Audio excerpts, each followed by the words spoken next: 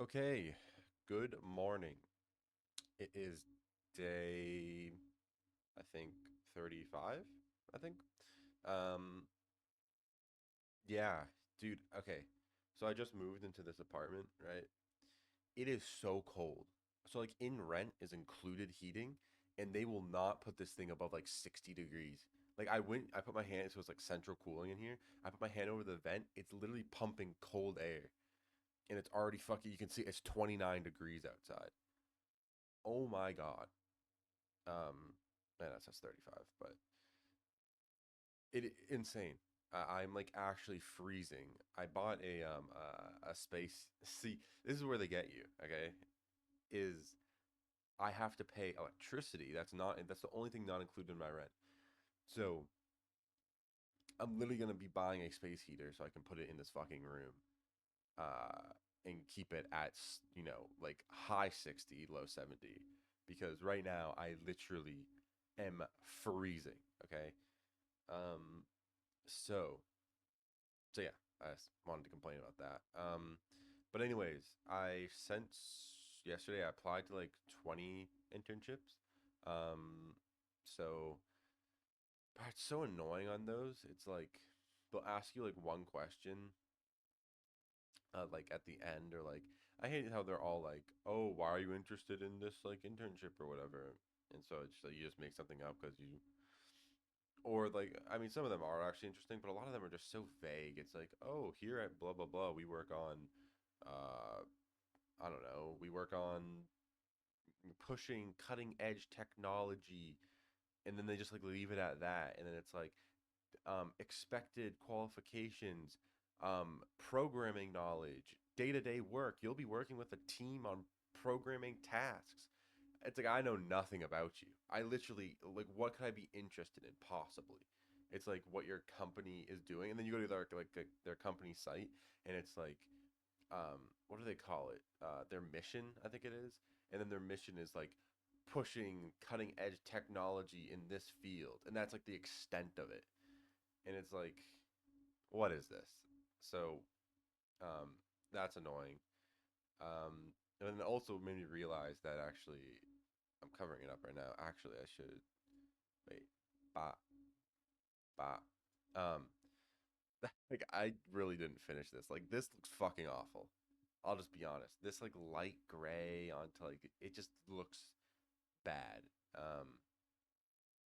So I want to start today by like touching this up. Um, Even like this, I'm not doing this anymore. So this is gonna be my other project, the auto docker. I need to change that to auto docker.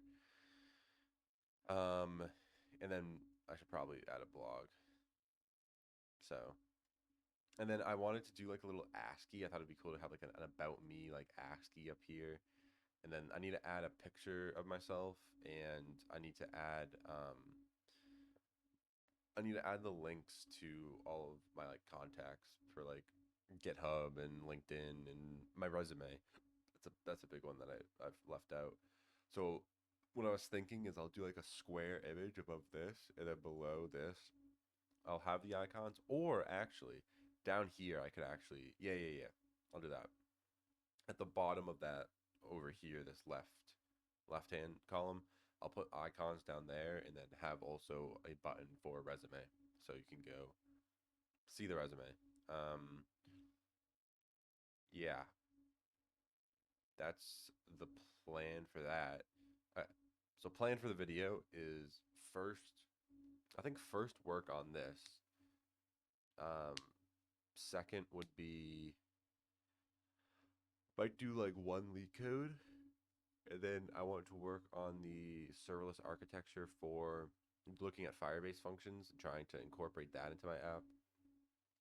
And um, then that might be it. I might stop there, or I might start looking into AutoDocker, that app, that project, and seeing what I can do. Oh no. Making the Docker container and image out of the code visualizer once I get it running on a backend, so that way I can make the container container of back end and front end and run it. Is it you make a container of both and then run it as an image? I think. We'll figure it out. So that's the plan. The plan is work on portfolio, one LeetCode, and then work on back end, and then making that whole app into containers and images, and then seeing if it can all like run locally, and then if it can all run locally, then like tomorrow or sometime this weekend we'll look at getting that like fully deployed. And then once that's fully deployed, then we can work on kind of rounding the corners of everything. So making a landing page, authentication system to log in, a chat history, add more features to it, and then fine tune a model so that we can use that instead of the ChatGPT API, because right now what it produces is wishy-washy. Um, so yeah, that is the plan. Um, yeah. Okay. Bop, bop. Okay. So, plan for this is I need to pause this and go and find an image that I want to put on here. So I'll be right back. I'm back. Okay. Actually, I'm going again. I'm back. I had to download the two images. Um, it's so weird, like just like being like trying to pick out like my best images that I've taken of myself, and like I don't know. It's also weird because it's like recently I've been kind of chopped, so it's like I'm not gonna use a recent photo. Come on now, gotta look good. Um, so where was? Do I even have this locally? Actually, let me see. Do I have this locally? Um, it wouldn't be downloads. I'm thinking of OneDrive. That's what I'm looking for. OneDrive desktop code. Not there. Desktop coding.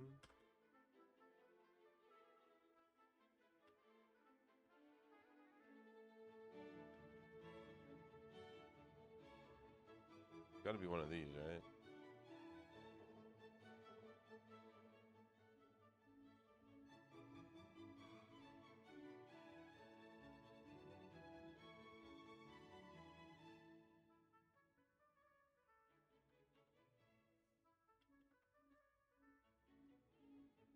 Where was I mean, I was working on this a while ago.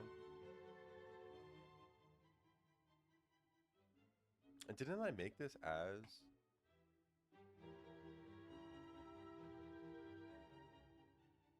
Yeah. Let's look here then. Code. So it's not in code. Desktop coding.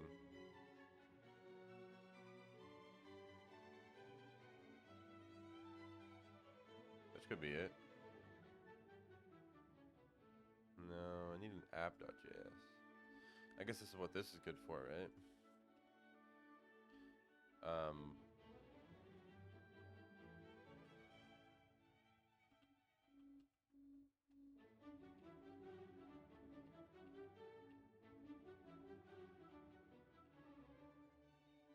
Thank you. Load my app.js. Right here.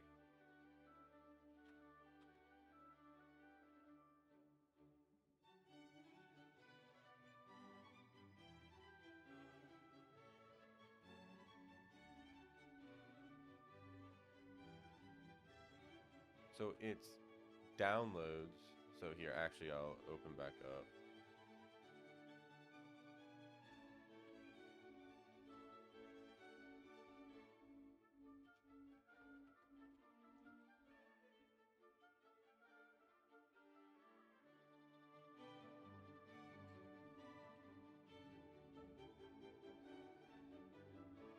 I do actually want to look at this because I wanted to look at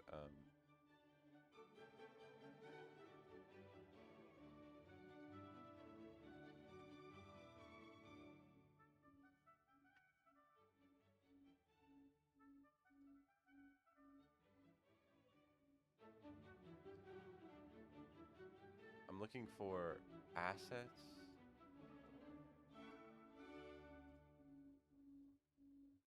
Oh, portfolio.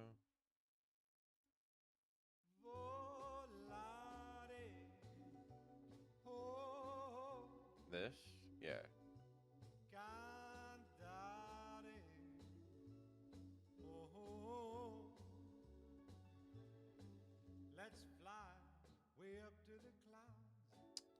I mean, it's in downloads, but then it's like.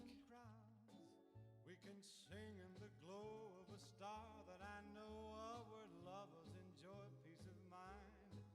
Let us leave the confusion and all disillusion behind. Just like birds of a feather, a rainbow together we'll find. Volare, oh,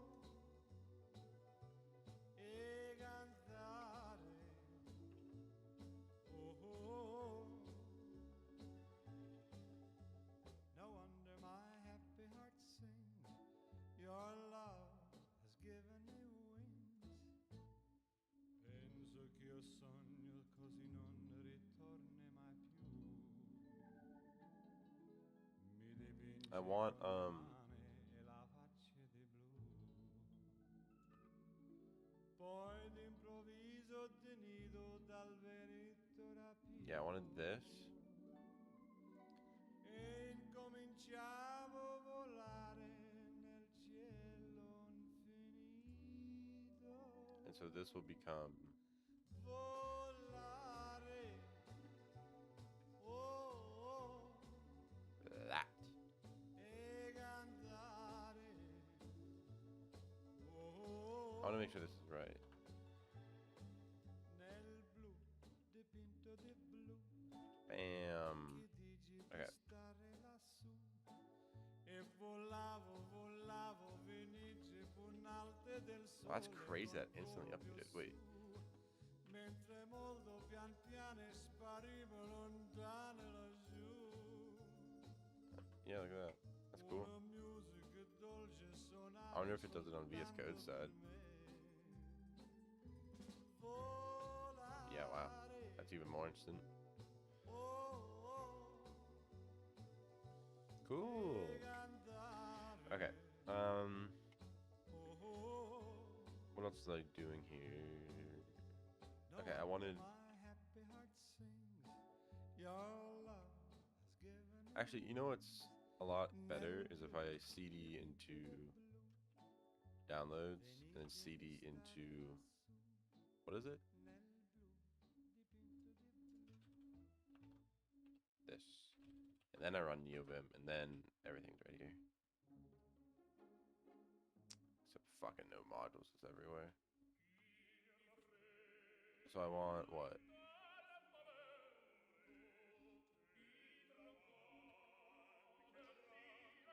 I want this, and in my render I have. Oh, no, I want, not that. I want static info.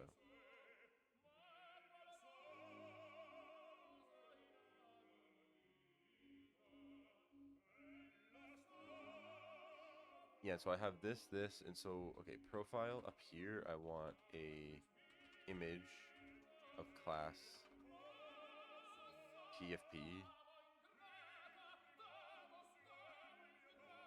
with a SRC of, and so this is where I can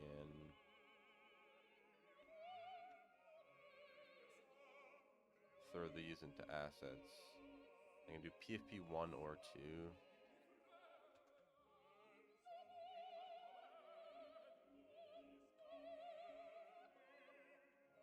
PNG, JPEG.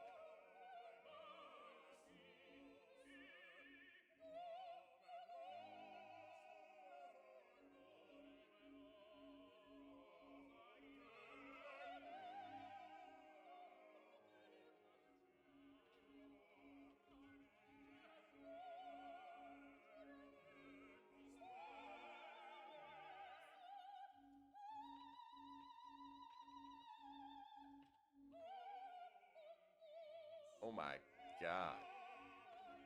Alright, so this is where we need to do a little bit of a styling.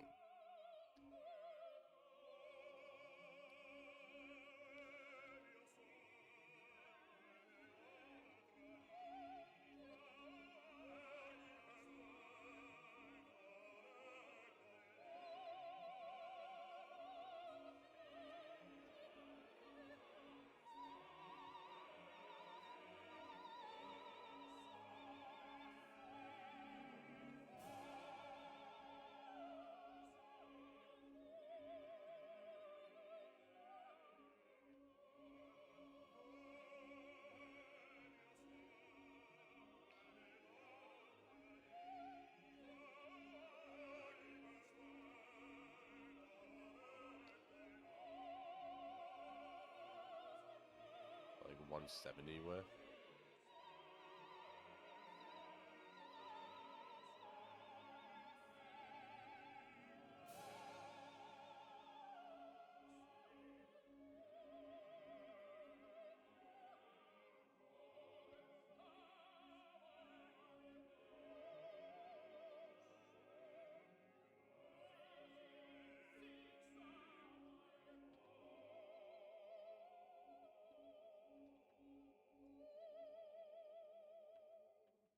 God, I hate that picture.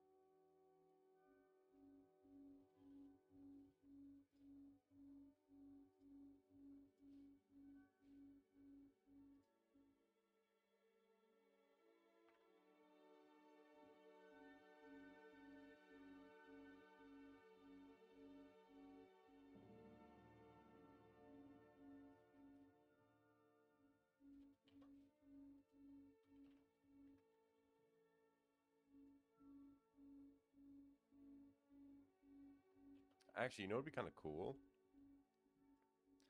Is if this had a border.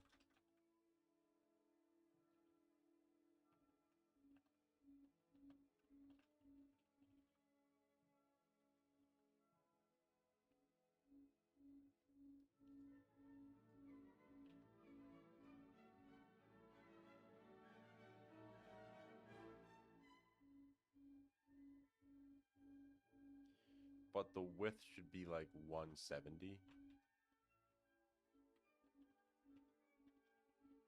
Or max width, I should say. And then I wanted a padding of like 15 pixels. That might be a little too much.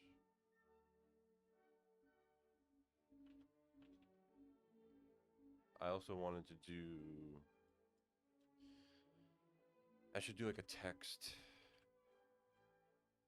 Sorry. Is it text align? Center.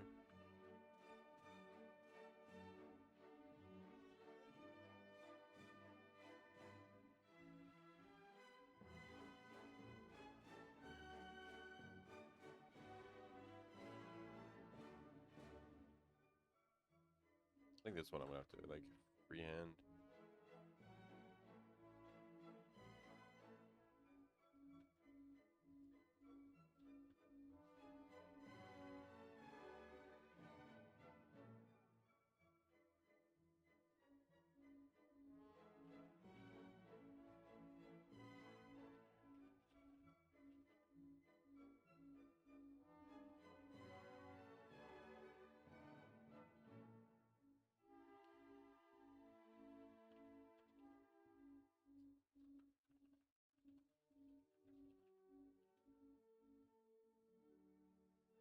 one second. Someone's at my door. I'm back. Um, Fucking microwave broke yesterday. Uh, I literally just put a like bag of popcorn in there, hit start, and it just fucking stopped working. So I had to maintenance had to come, and I mean it was just flipping a breaker, but I didn't know if I had like permission to touch the breakers, and they said I could, so we're good. Anyways, I lost all track of what I was doing. Yeah, this. Um, so the only thing is this now looks like a little weird with this. I think though if I just add like a little gap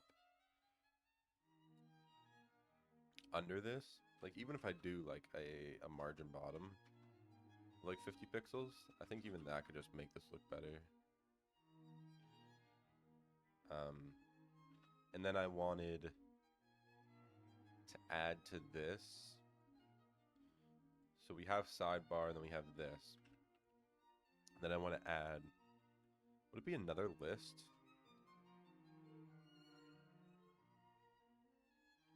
Well, I want GitHub, LinkedIn, YouTube. I would say it's another list, right? Actually, here, I'll just rip this.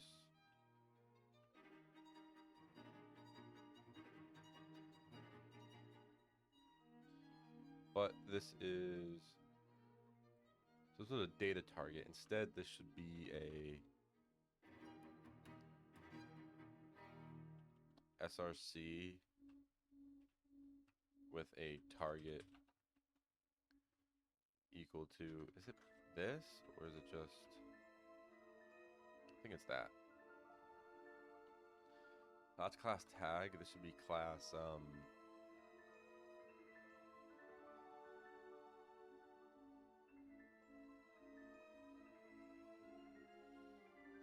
I don't know, media.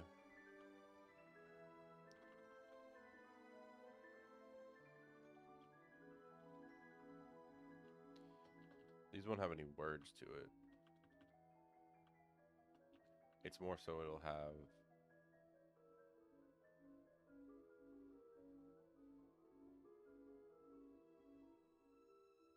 let me actually look at my old, what was my old file, new window? Because I think if I go to portfolio from 2023, right?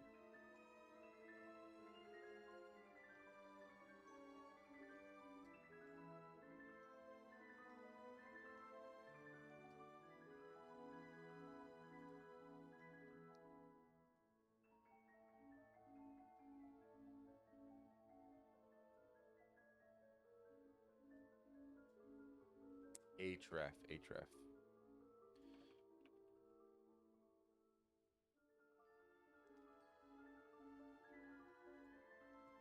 And then yeah, it's an image. Is it a tag still?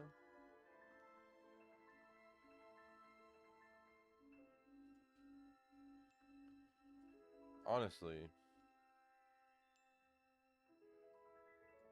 probably should just do this.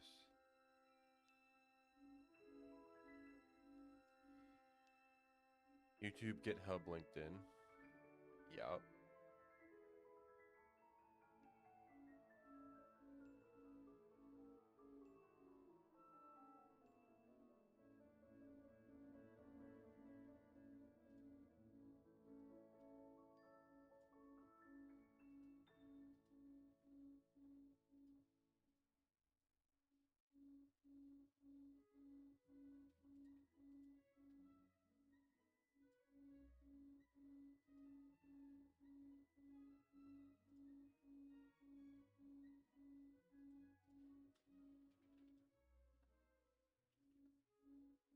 I wonder what that looks like.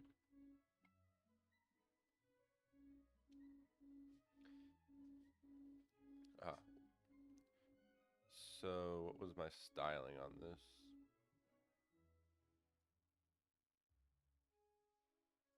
Wrong one.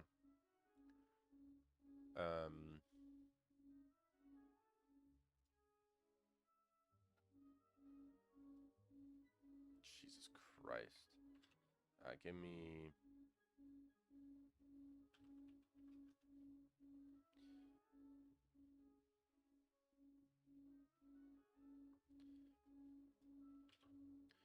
Give me this. I'll go and I'll put this in here. Sidebar, sidebar. Let's do this.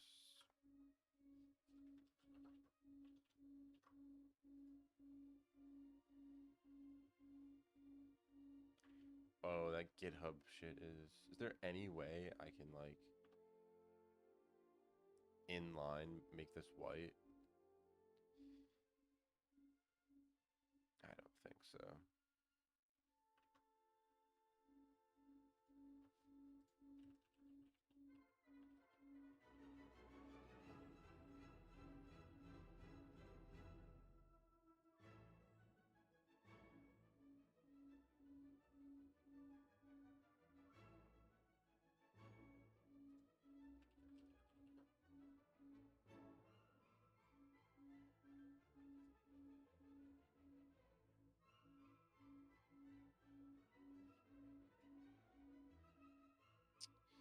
Uh, is there any way?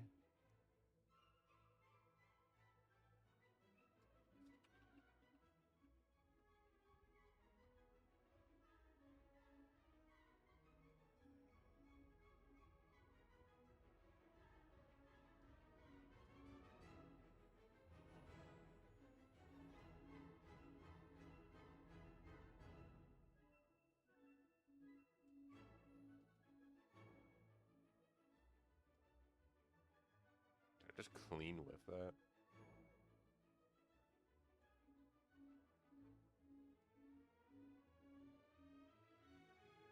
No? Okay. Desktop. Coding. Portfolio.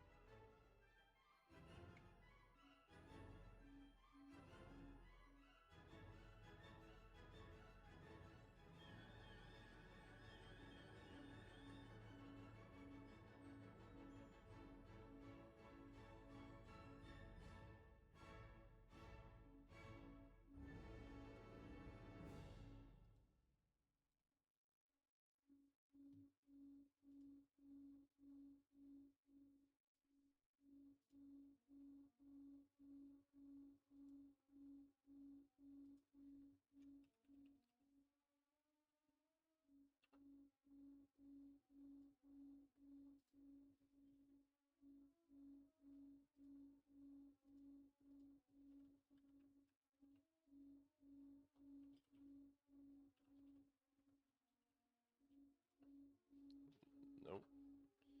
Wanted that. Beautiful. One second. I'm gonna check those DMs. I fucking hate my hair. God damn. Damn. Okay. This again. Then I had on the A tags, I had this, which I also want here.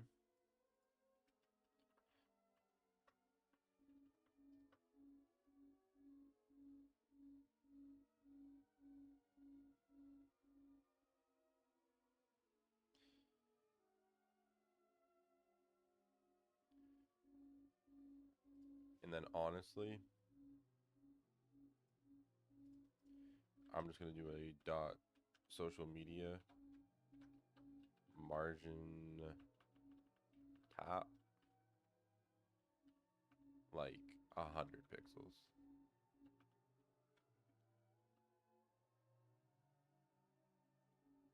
That really didn't do anything. I wonder if, can you do like,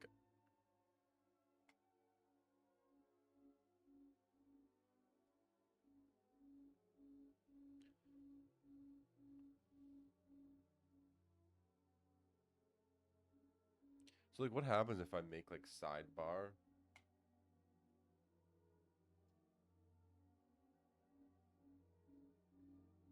if I just reference dot sidebar and I just like say like the height is 100 view height.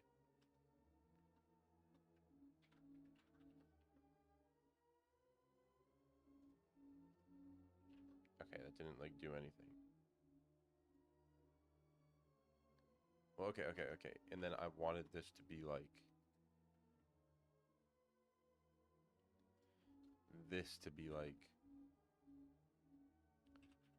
see, but I can't do bottom 0 because then I have to do like a position relative.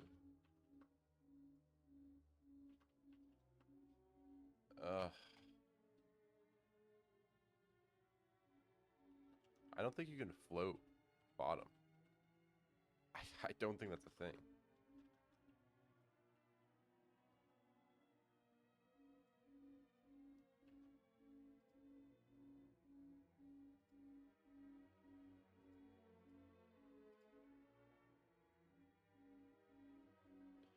Yeah, that doesn't work.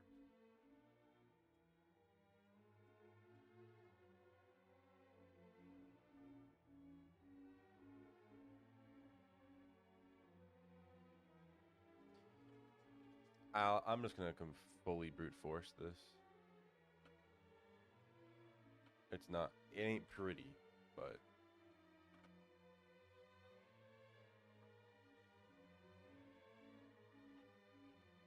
okay. Maybe a little too much.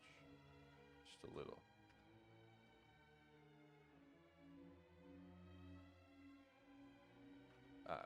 And the other thing I wanted to do was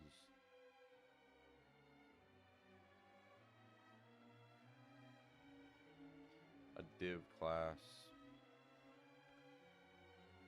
resume.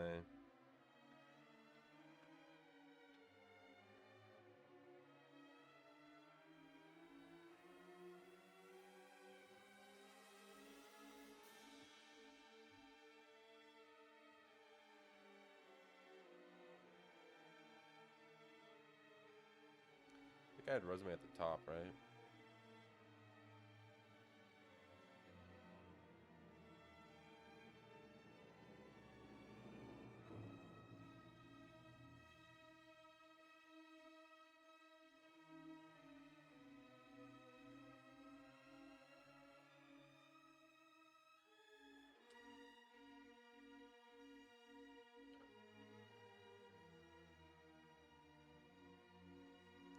Actually, I don't.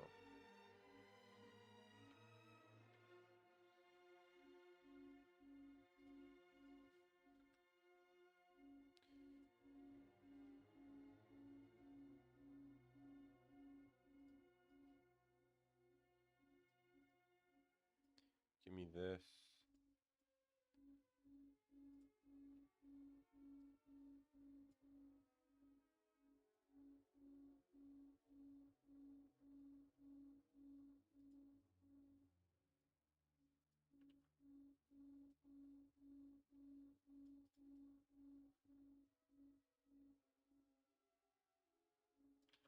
Just give me that.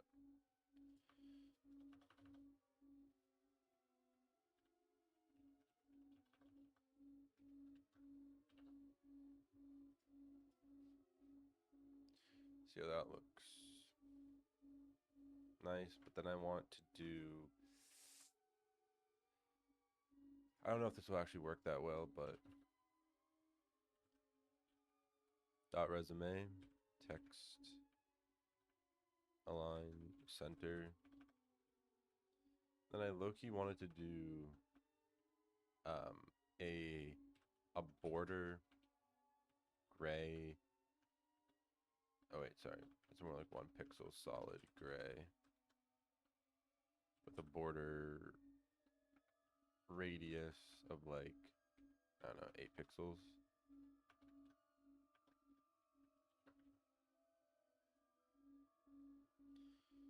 Beautiful. Only other thing is like, I don't know if this will actually work with the icons. Oh, well, nice. So I want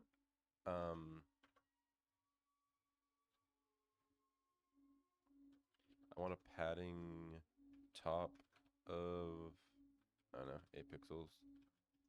A padding bottom of 8 pixels. And a margin top of like 10 pixels.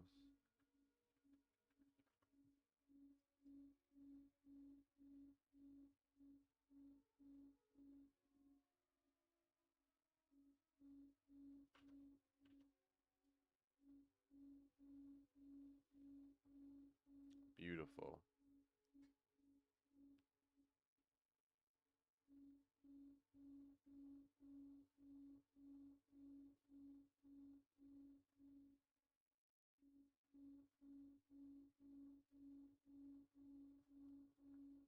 Okay. And the thing I wanted to see was oh,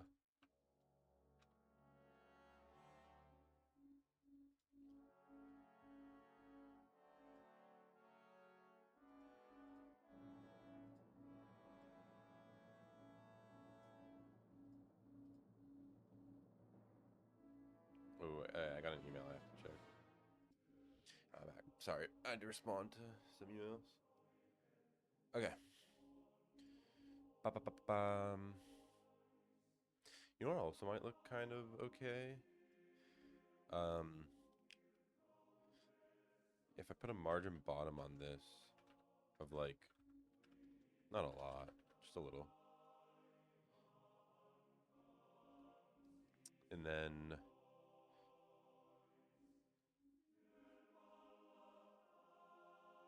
oh, and then I was doing ASCII. Yeah. That one didn't look bad. This one looks pretty good.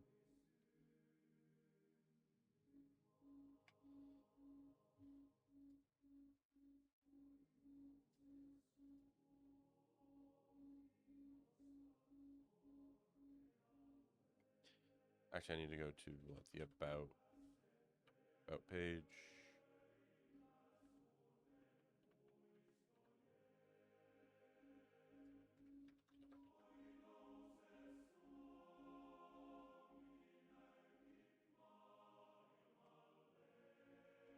Fuck happened.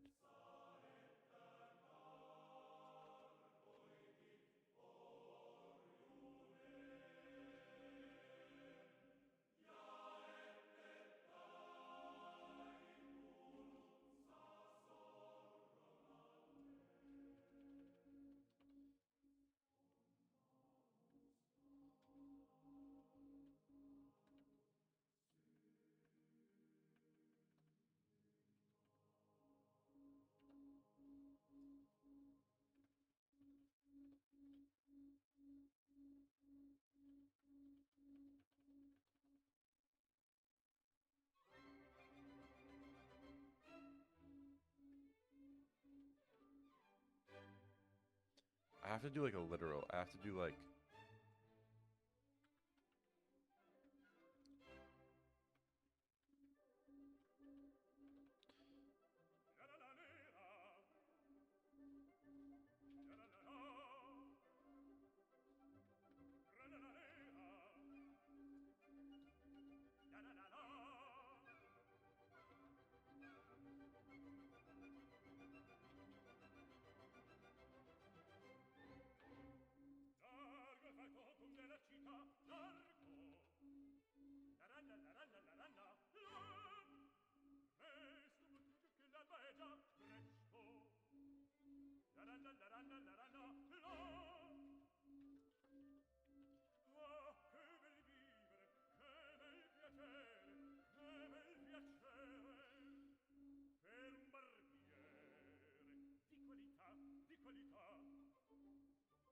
Is that not what I did in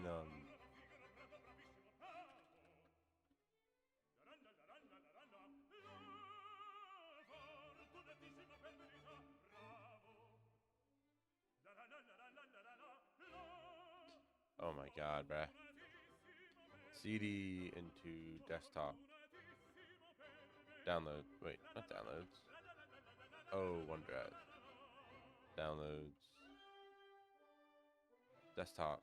My God, CD into code, CD into Docker tool, nvim.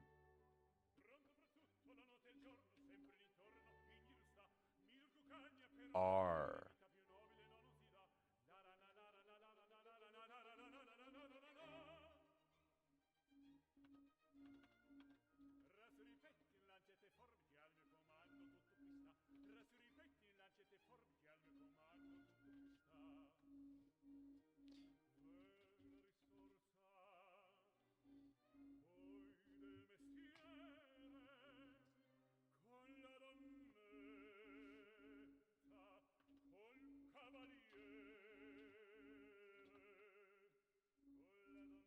But then there's like backticks in here.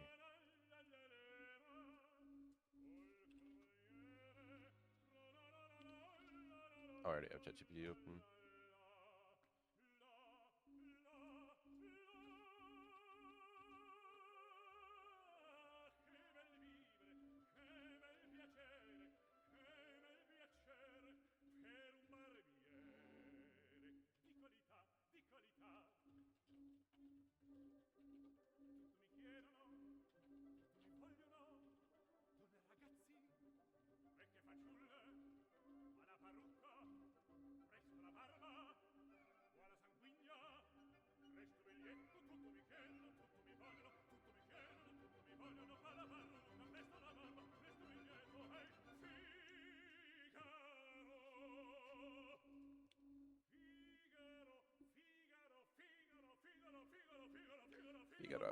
Figaro.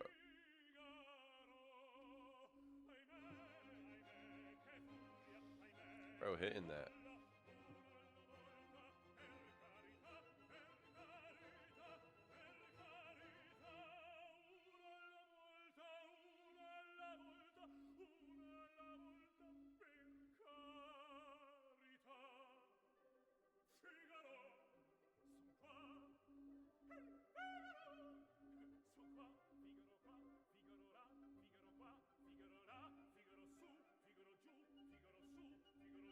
Jesus.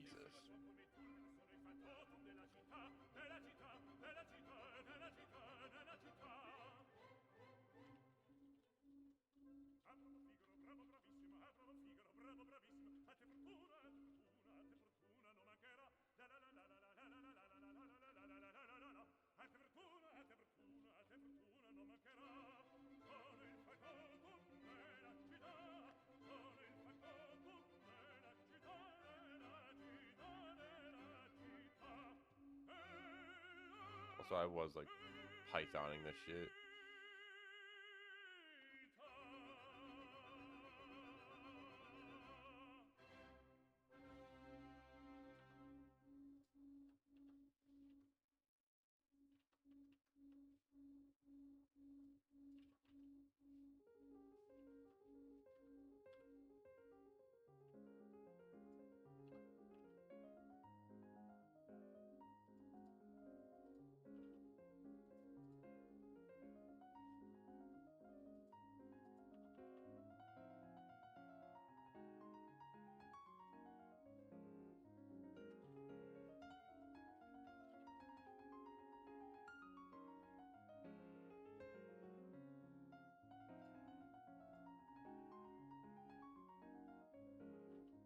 Same stuff. Okay.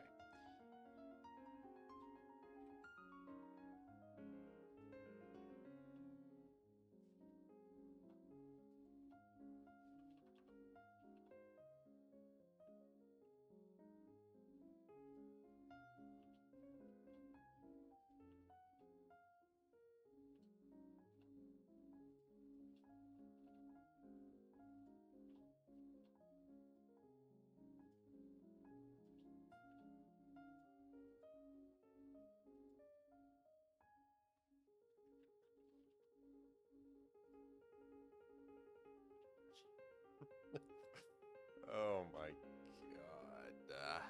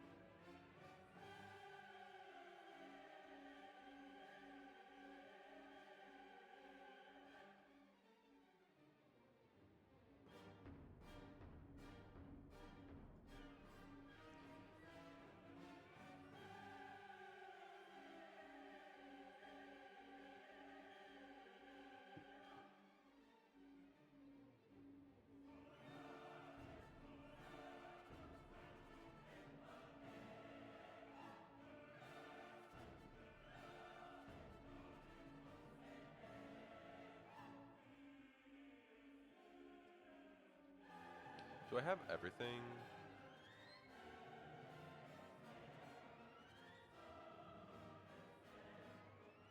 Sidebar, sidebar, sidebar, drop down. It's the about page.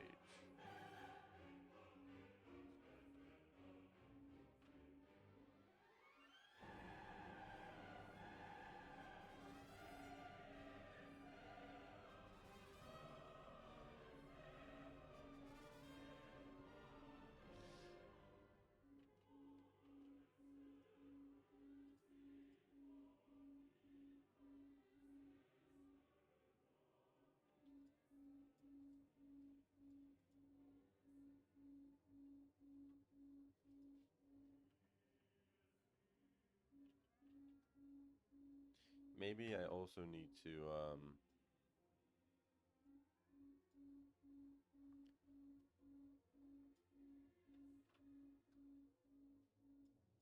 hit it with a couple of these, potentially.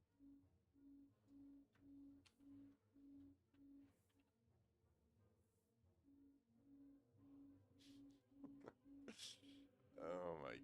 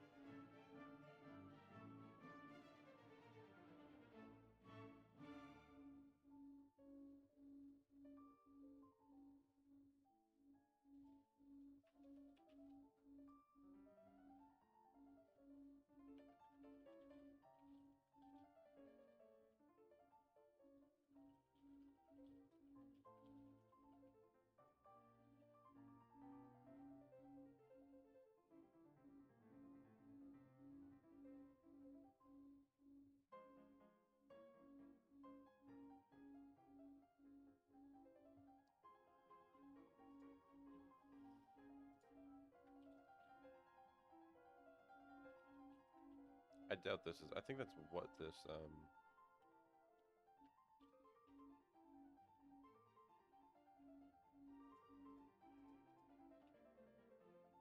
That's what the pre thing does. But why not try? Yeah. Damn.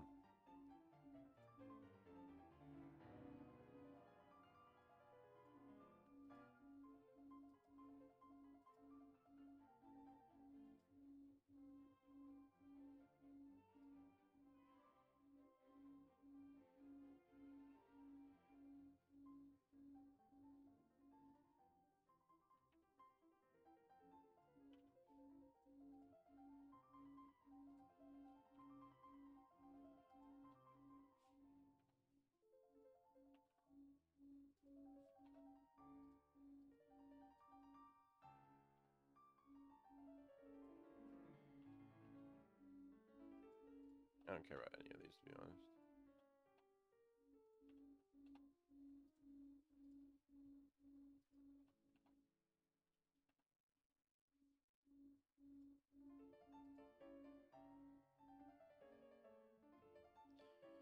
It's never gonna work.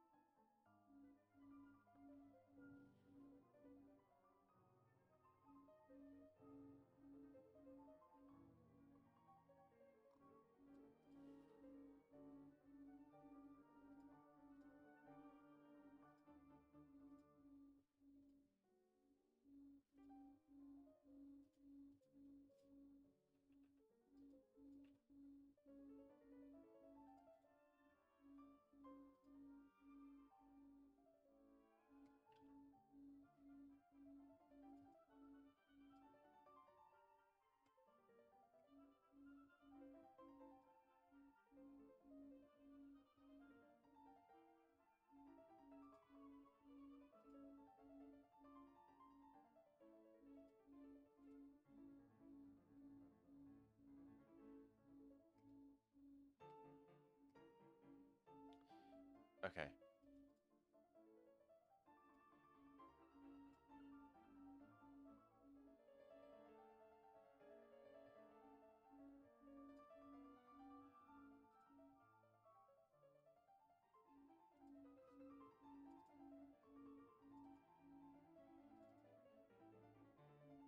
Do I have like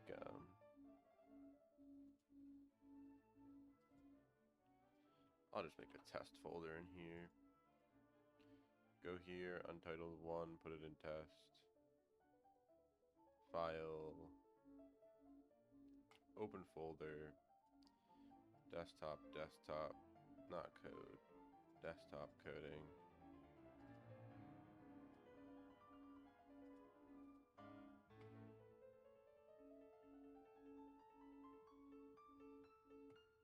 So that works perfectly.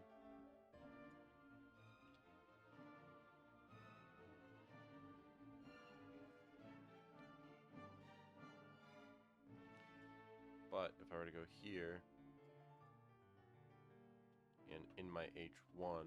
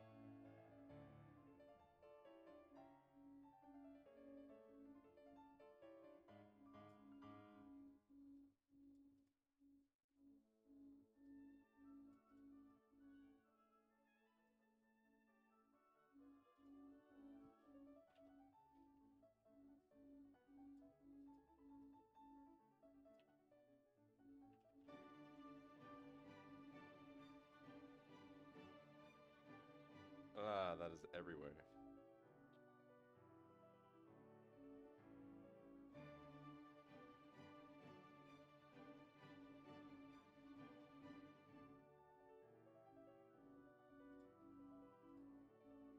I'm wasting so much time working on this stupid ass ASCII, but oh well.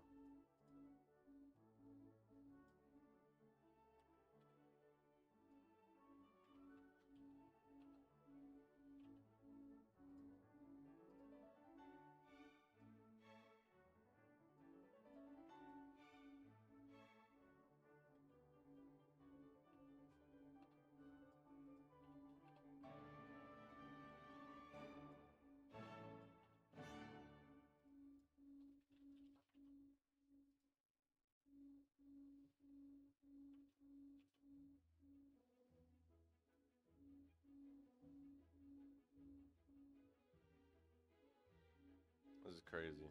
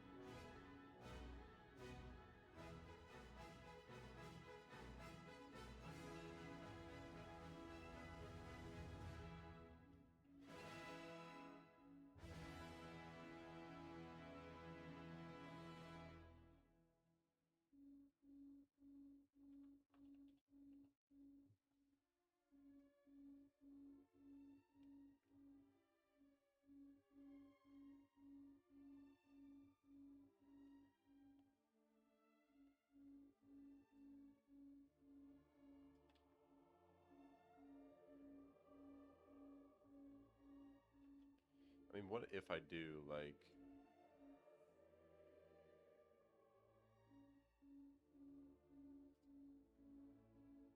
inside about page, I do like a new file and I do like ASCII.html.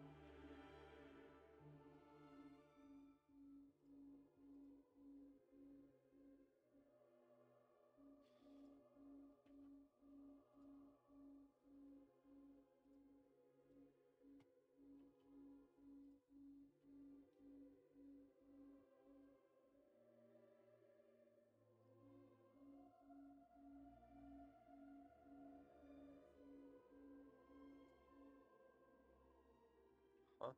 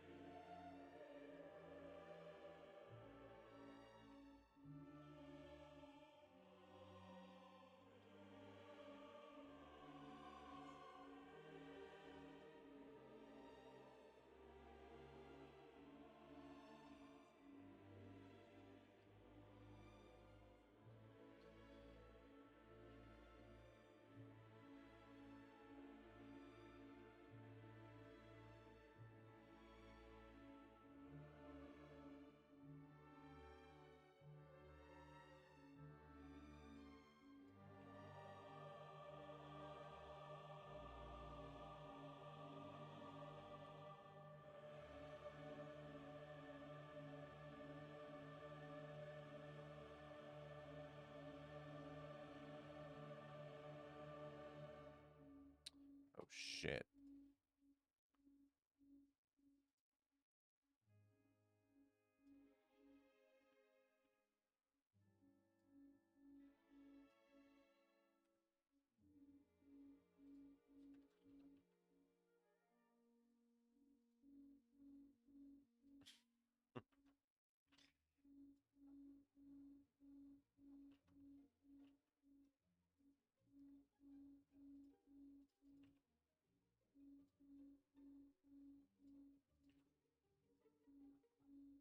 I'm gonna check that DM real quick. I'm back.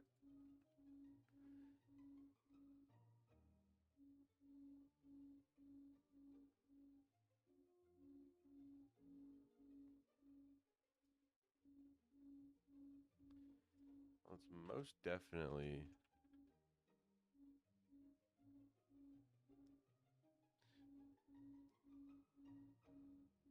ASCII.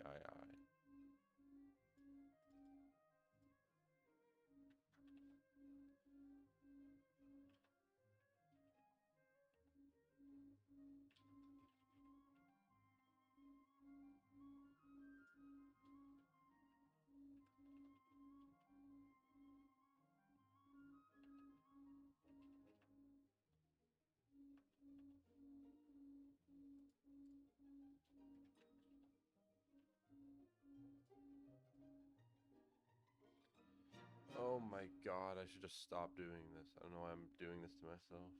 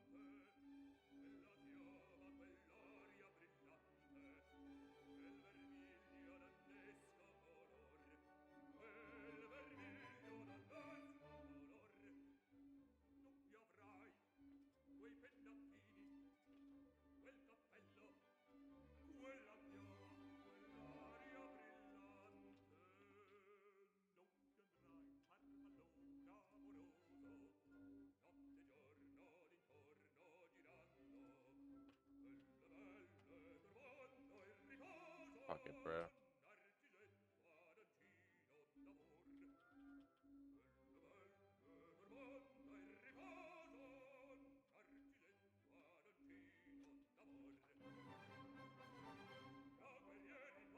Whatever. Let's just leave it at that. I'd say the only other thing I want to do is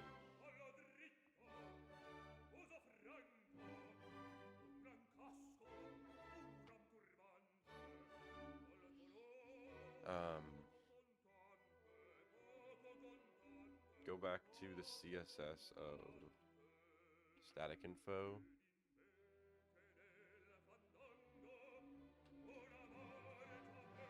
and up this margin. Maybe not that much. Yeah, that's good. Oh shit.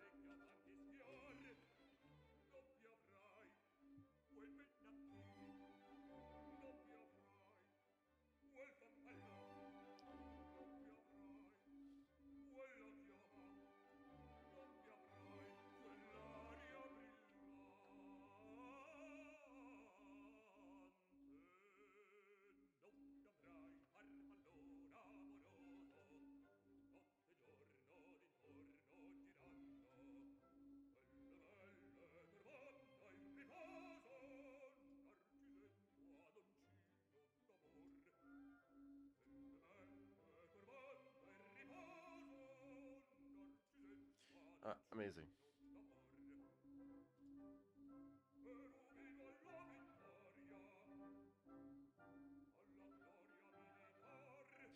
So what is it about this that, I mean, like, it just looks kind of weird.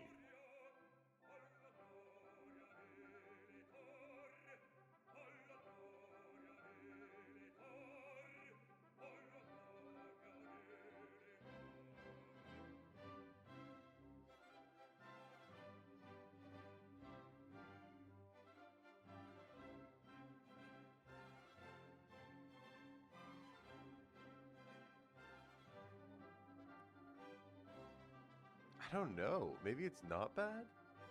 I feel like I want kind of like a line under this, maybe. So, like, maybe I should do like a...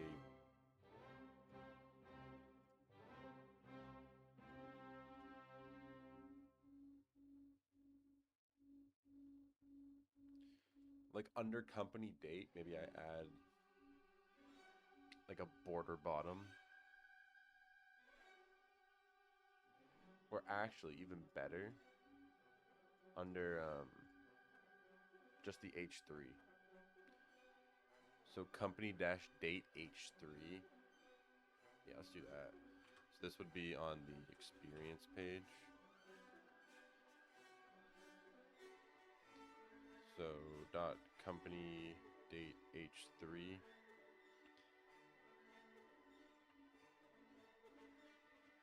Border bottom solid 1 pixel white.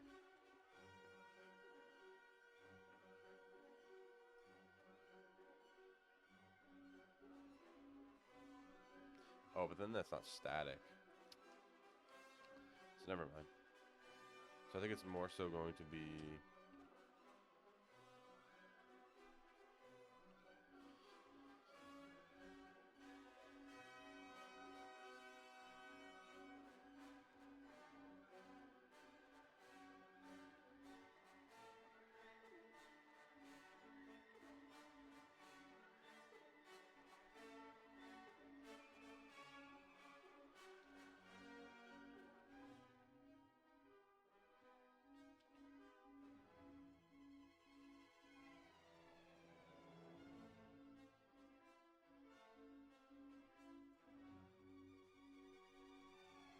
Okay.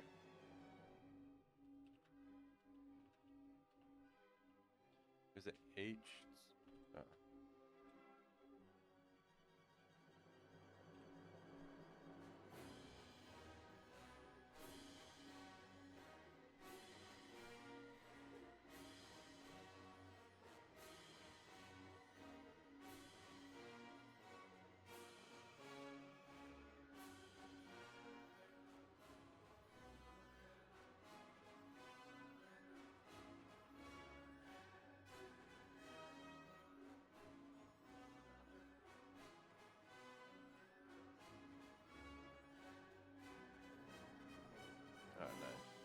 Oh, did I never save?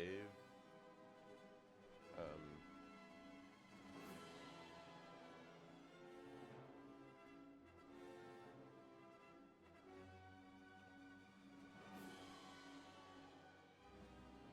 this, and then I wanted this tag. Well, this would be in just dot experience, HR tag.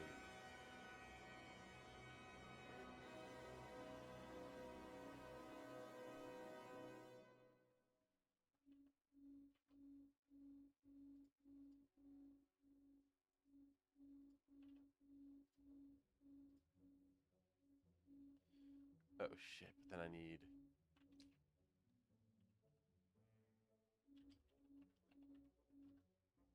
alright, well, need an ending on that.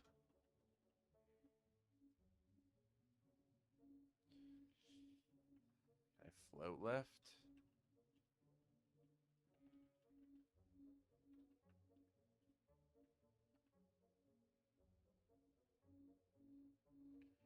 Nice, except now it fucks that up.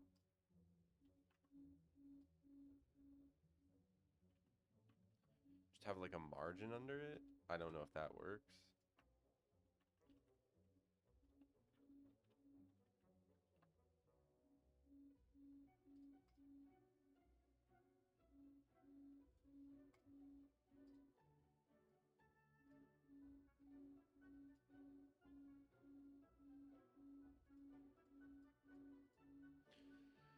Okay, maybe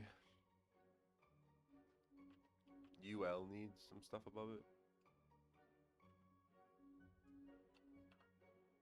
So dot experience UL.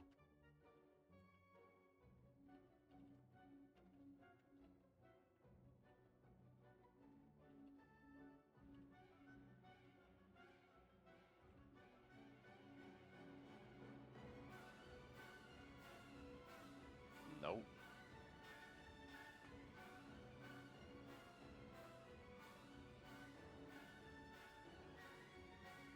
Wait. Where are you? Experience UL. Wait, wait. 57.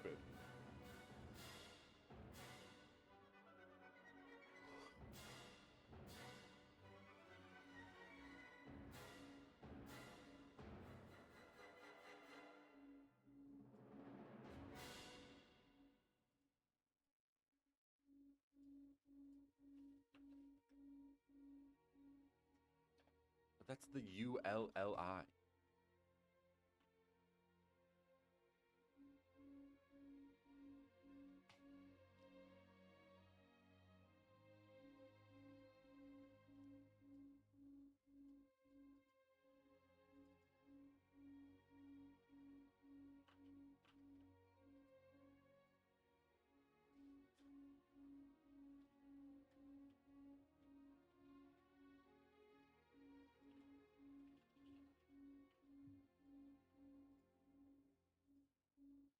Okay, there we go. Damn. Okay, and I want this to be gray. Oh, can I even set that to gray?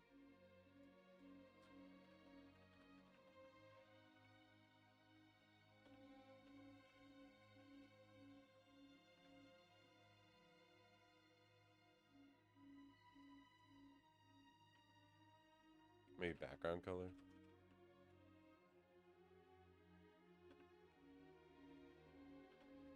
Maybe you can't change this, but I mean, is that even bad? I feel like I actually want a lot more like.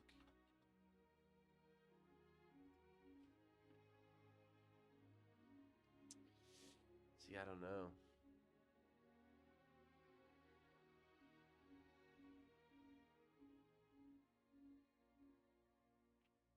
I feel like I do want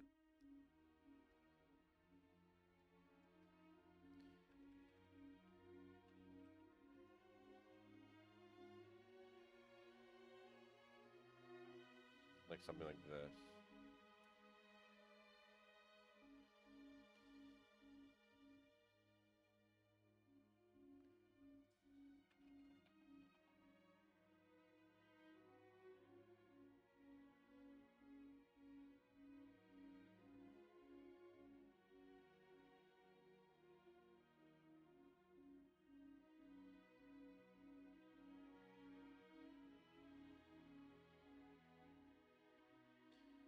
Okay.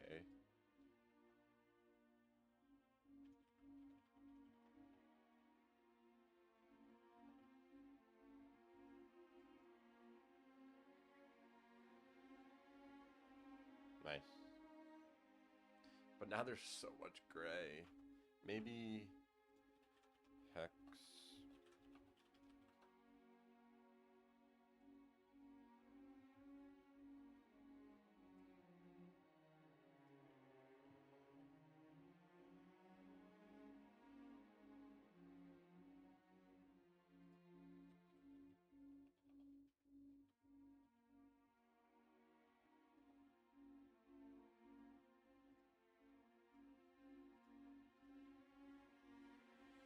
Is that not the P tag? Oh, it's the LI.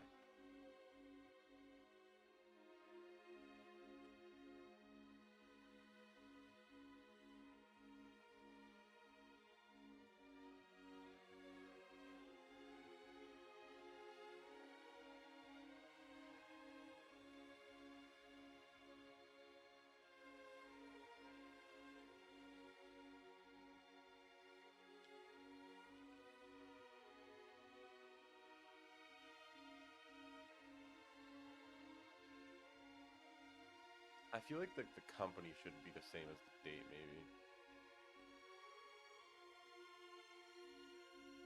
So, like, that's the P tag, so the H3 tag.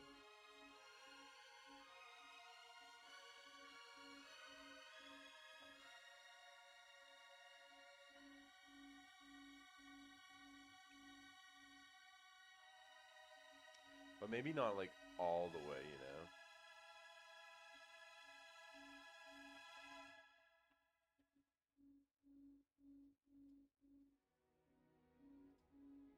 But then I don't know if this is, like, too many colors.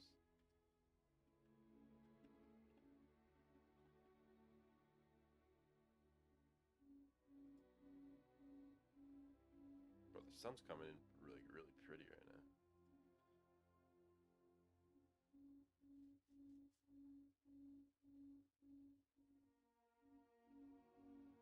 I also don't know about... I feel like it's, like this font.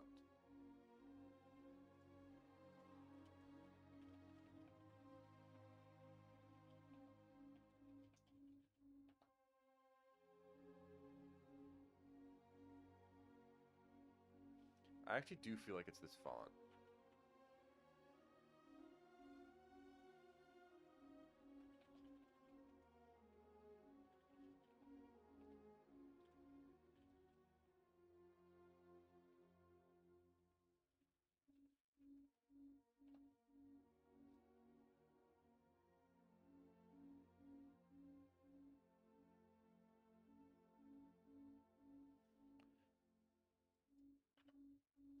Let's try that. Let's try,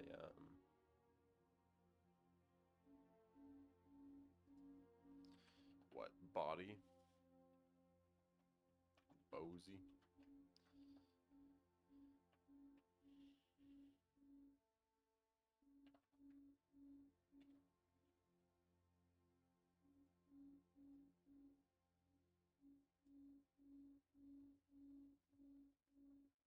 Actually, a lot better.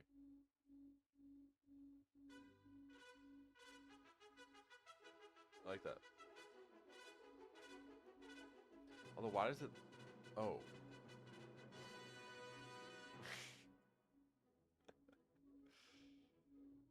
Ignore me. Ignore me. Jesus. This definitely is a... Now this is way too thick.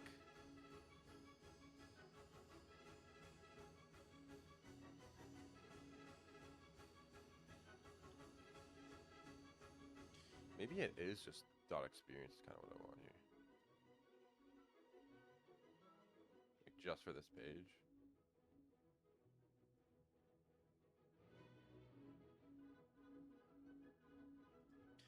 Best website fonts.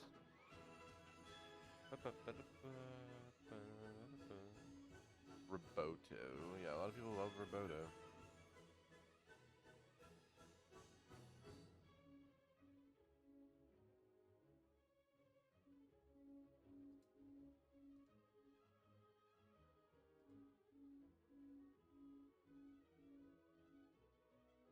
quicksand is nice. Let me close these. Fuck these.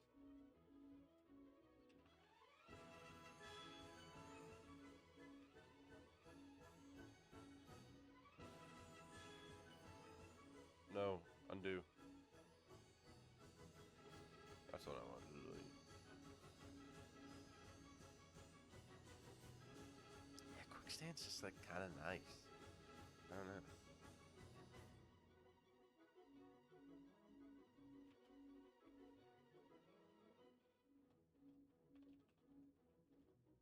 Bodie.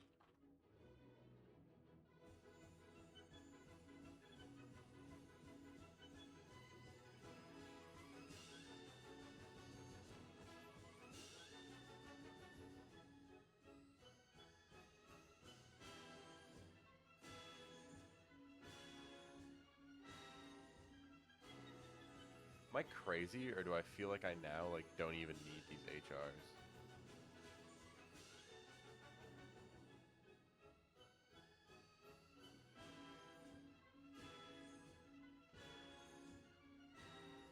Yeah, I don't know. Maybe I do still want them, but I don't want them as long. Like maybe I literally want like 10%.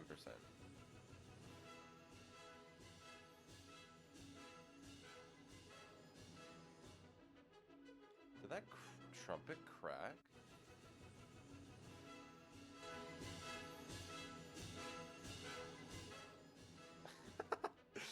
Wow, that's insane. How many streams does this have? God. I mean, it's a popular song. That's crazy. Is it cracking it?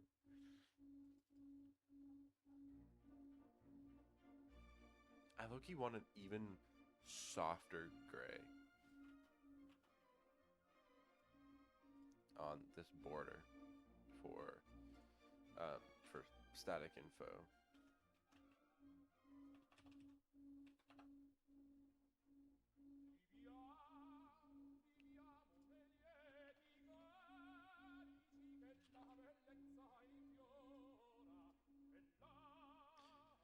Yeah, that's nice.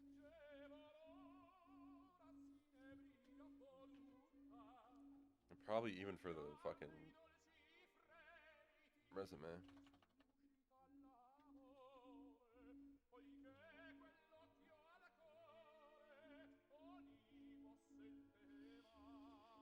Very nice.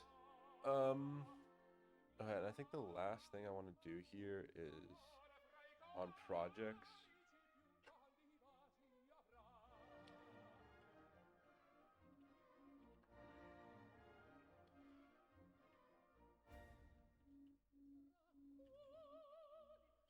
Project page is the STP server is going to do auto Docker.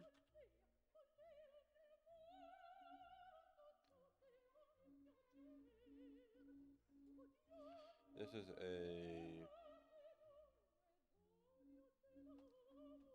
CLI tool built to made to automatically build out Docker containers and images for a selected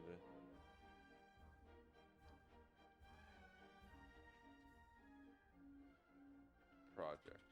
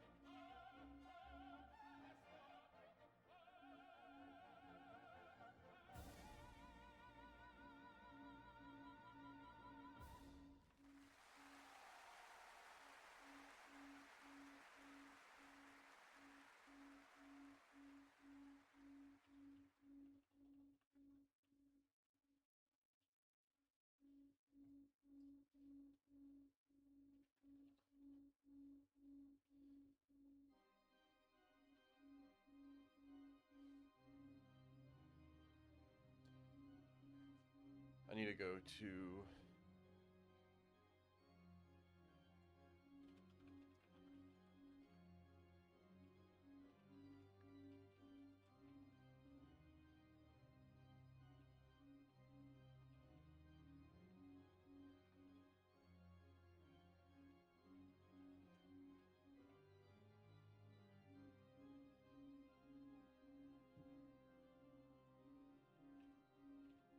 What was I doing?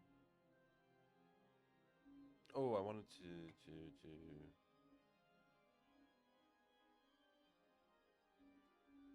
I want to do my code visualizer actually.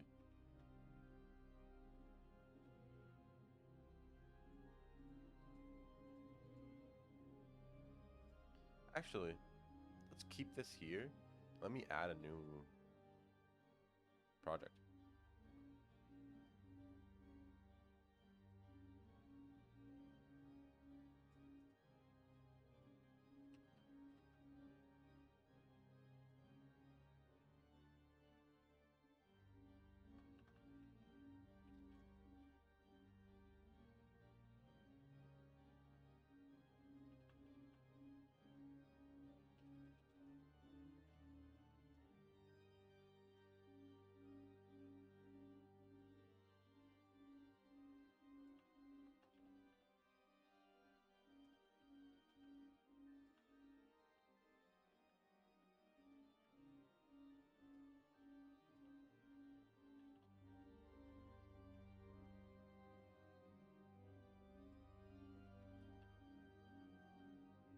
The other thing was actually,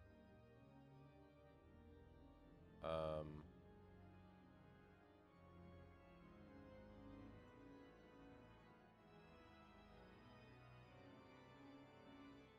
never mind.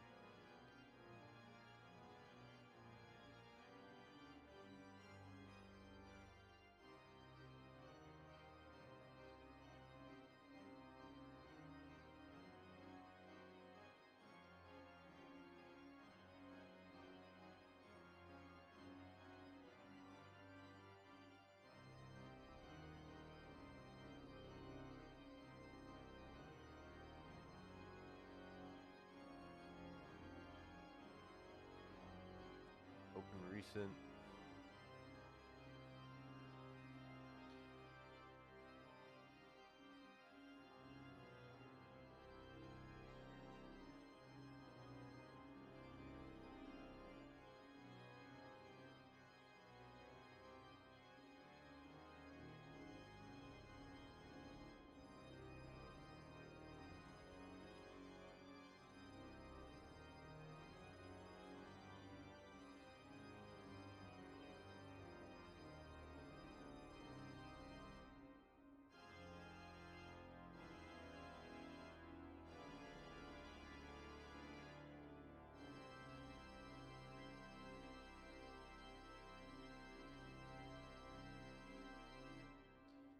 Then I also want.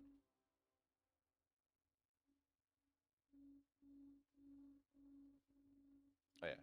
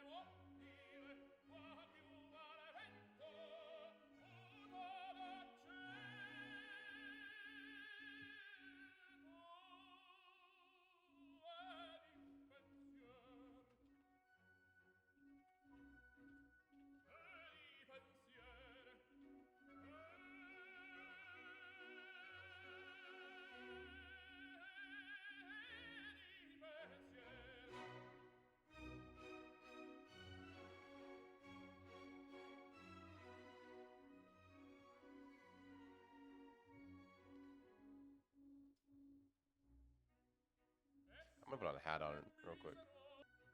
I'm back.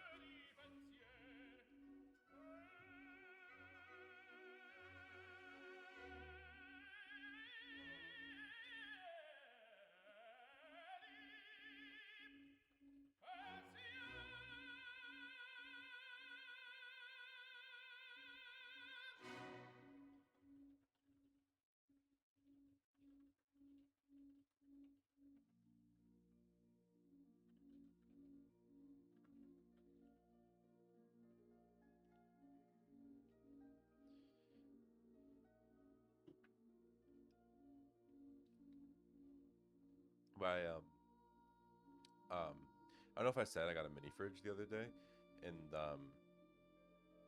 honestly, this is good enough. Um, and so I was like setting like the temperature because it like came at like 1 or something, so I was just setting the temperature, and I set it way too high, and so my half and half froze, like pretty much didn't freeze because it's a fridge, but it like had like ice crystals all at the top, and my energy drinks were liquid, and then when I pulled them out, they turned straight to like ice, straight to ice. So had to let those sit for a little bit. Code visual.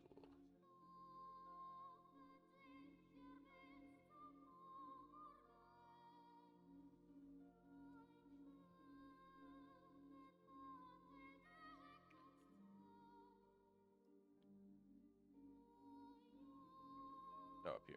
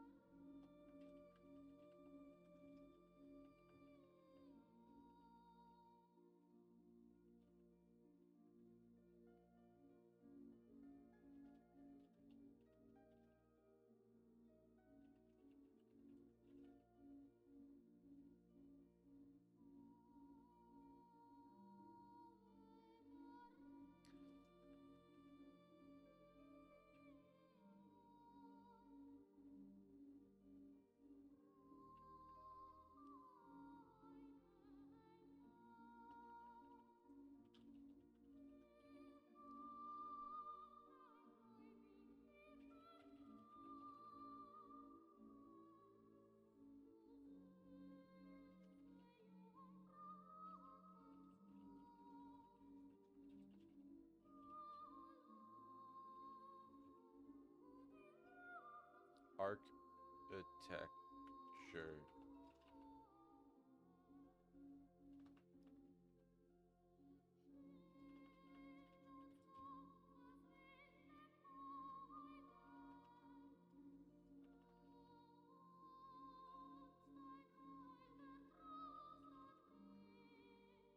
I guess not HTTP. I guess.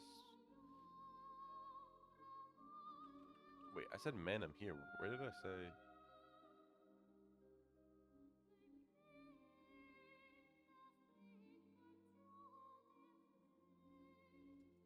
Interesting. Let's see how the site looks. Probably horrible.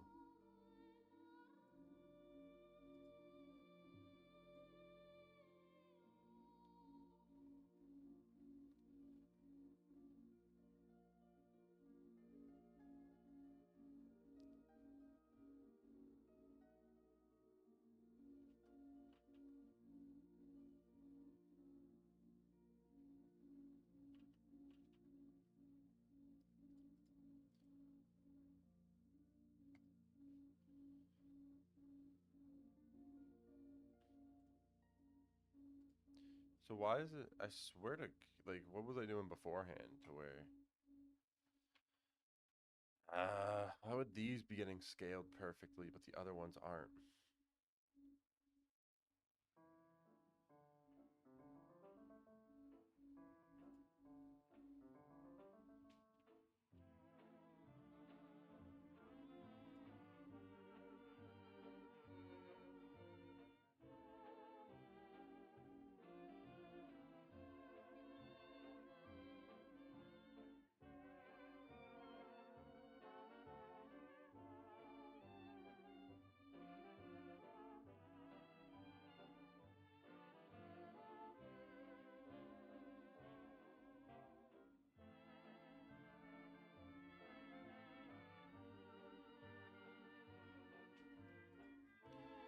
whatever.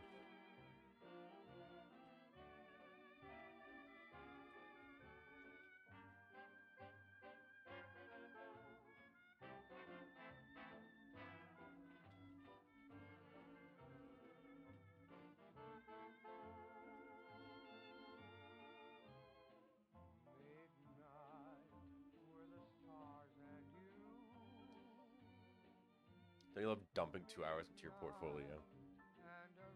Such a good use of my time, right?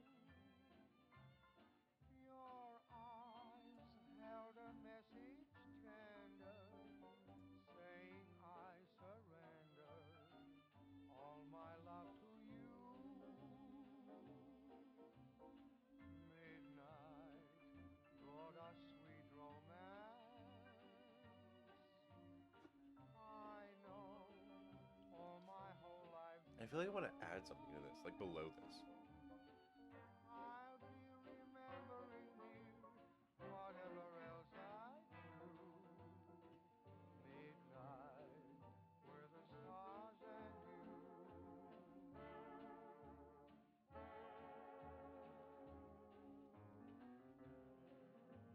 Hmm.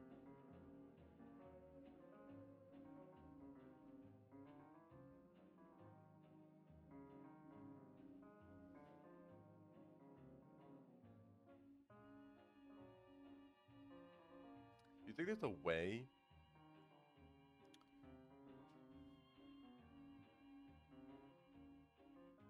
Sure.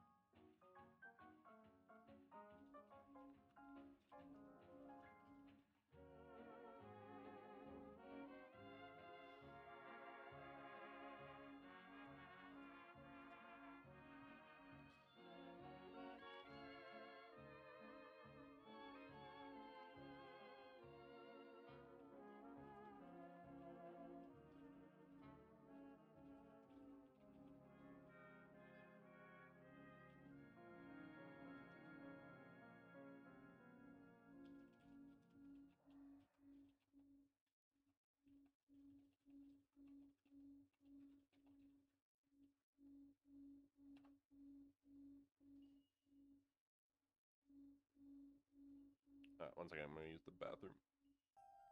Okay, I'm back. Sorry about that. I actually also ate because I was pretty hungry. So, where were we? I think I was generating something. Ah,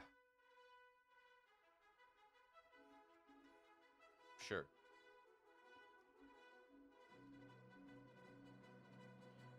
Um,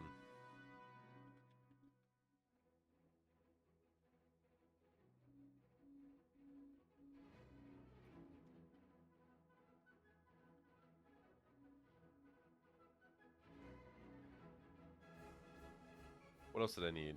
Um, project, sorry. Oh, the Quibbly. Um,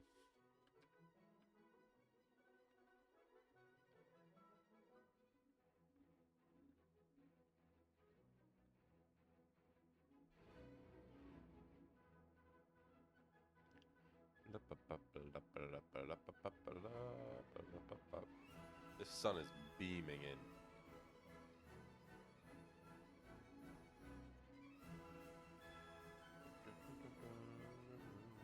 But I am so cold, I'm gonna let it.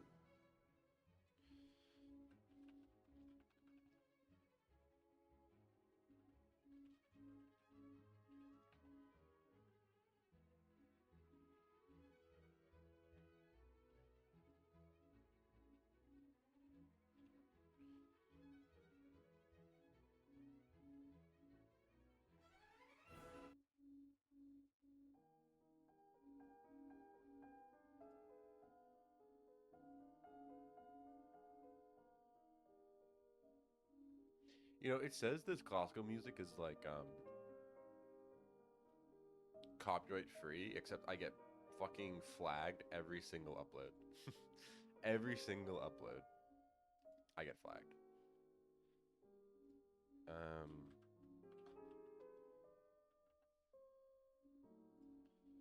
Okay. So I can go through code visualizer I have.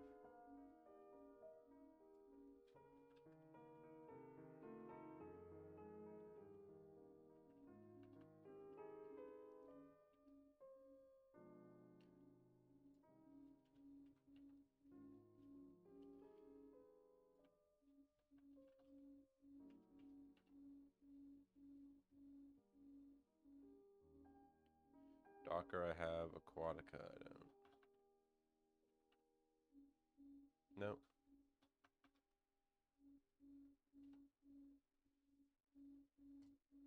Ah, just like that. Easy peasy, right? Hopefully this looks decent. Nice.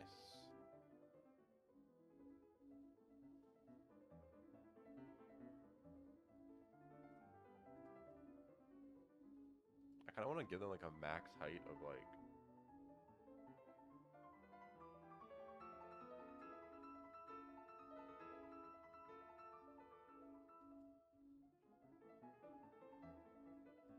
I mean, what if I gave it like a max height of...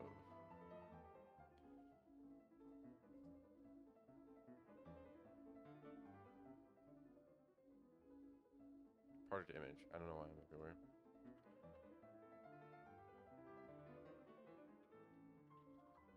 What does this even look like?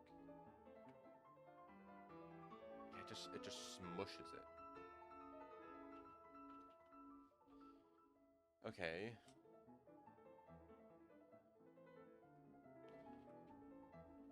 Definitely not 800%.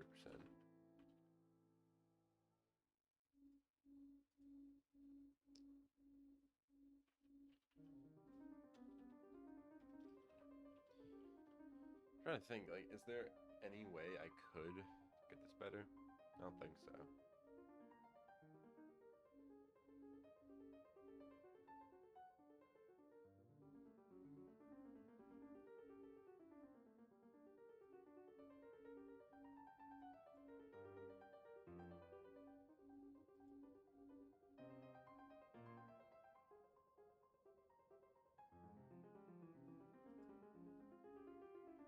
I need to make the auto docker one.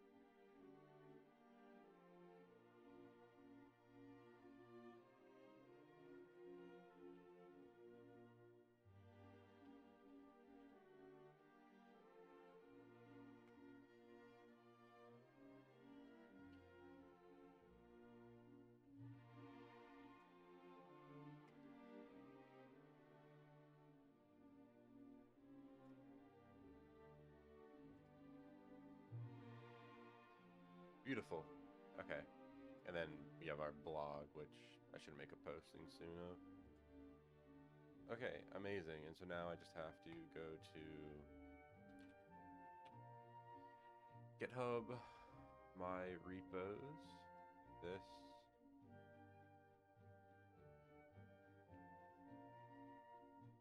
Actually, am I in a... Oh shit.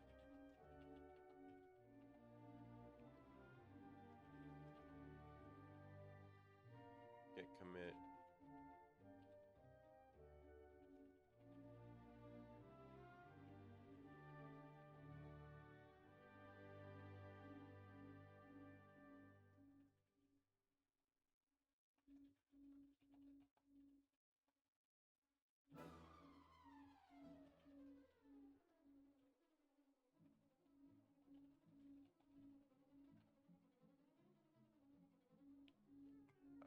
ideally, that will go through, and we will have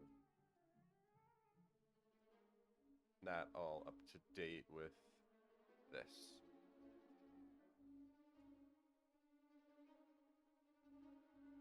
Eventually, I should just take a screenshot of all of this because this does kind of look ugly. Like, I really like this one and like this one. Like, these two are really nice, but these two are like, eh.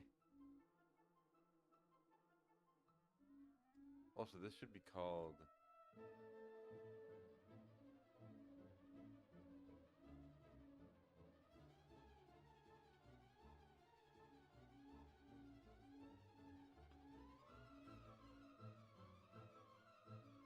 Code Visualizer.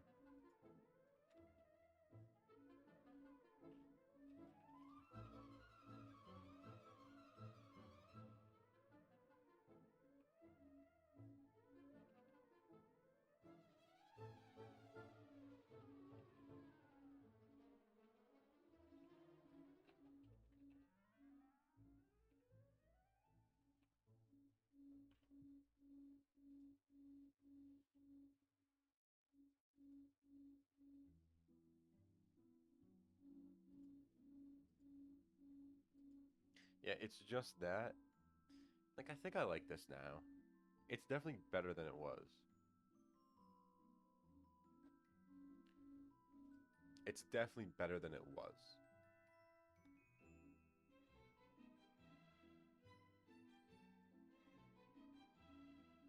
Yeah.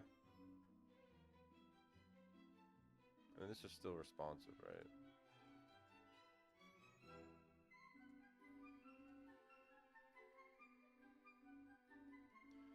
Oh, what happens now when I do this?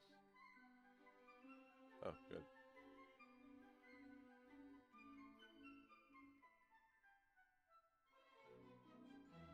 Very nice. This should get put to the center, but who's counting? The only thing is,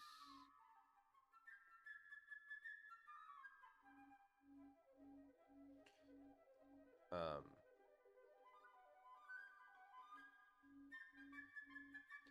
when I go to,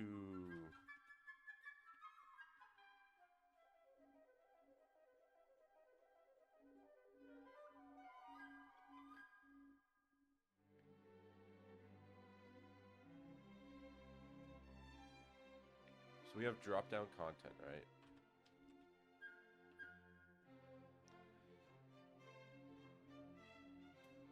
Okay, we have this. I want to add,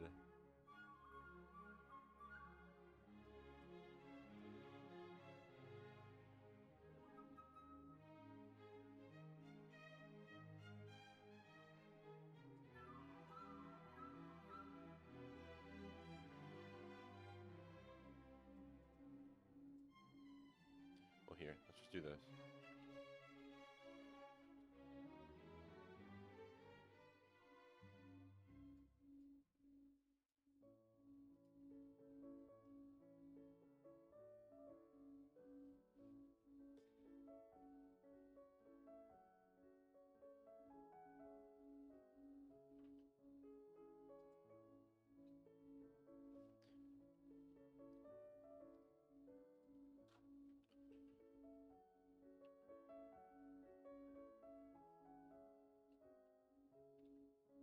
So it's gonna be what? It's gonna be dot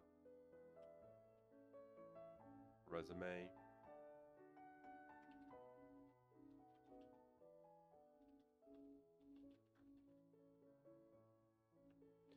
Actually,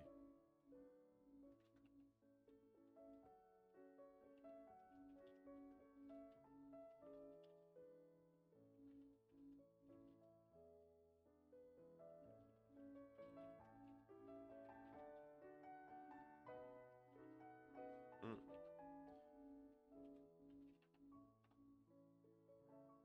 oh wait, no.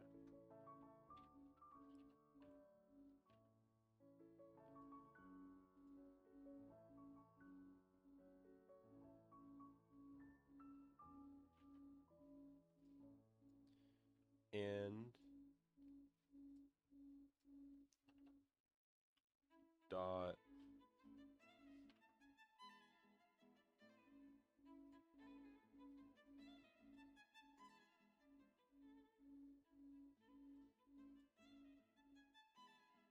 Dot social media.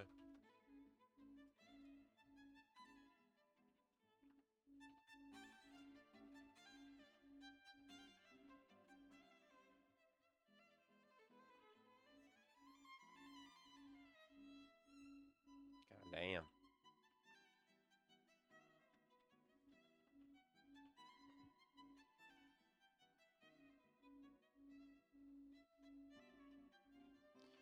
And then last thing is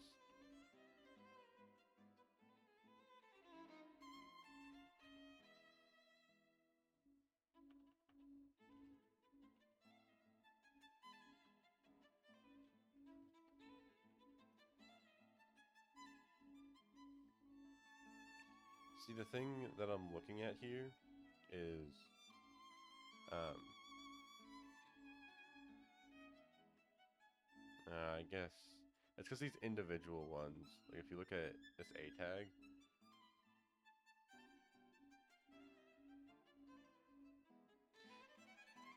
so how do I make the first A tag not have a margin?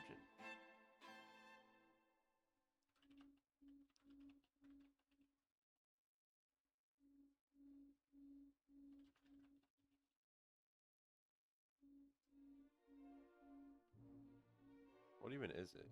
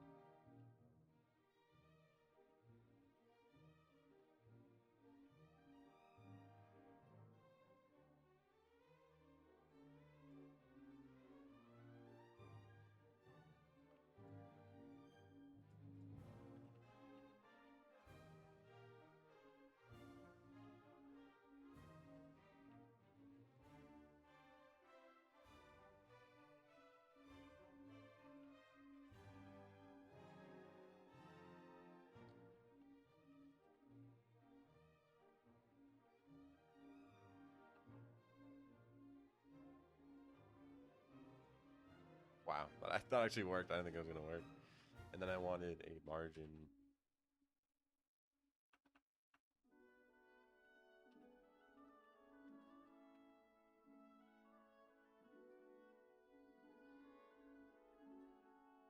Ah, and that's it. And that looks really good.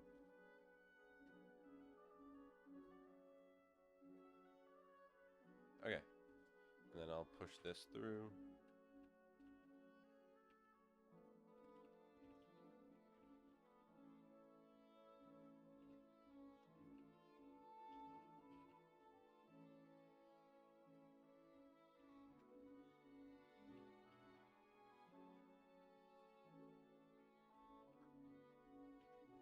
Okay.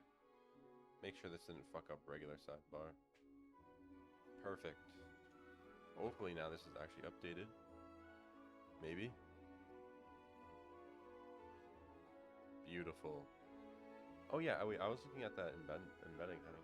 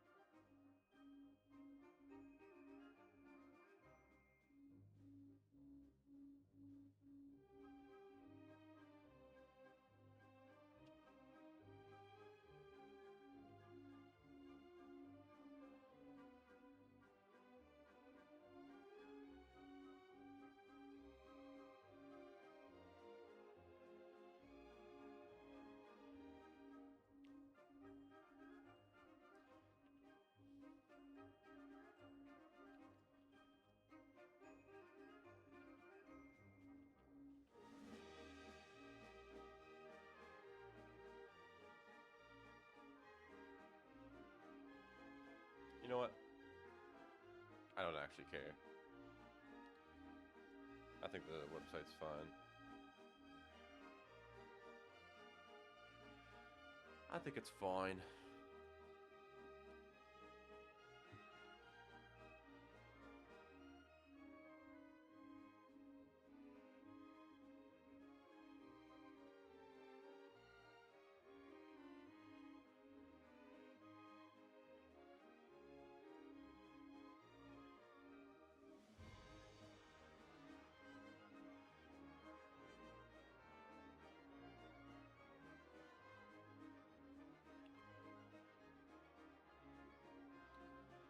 We were at what? Firebase functions?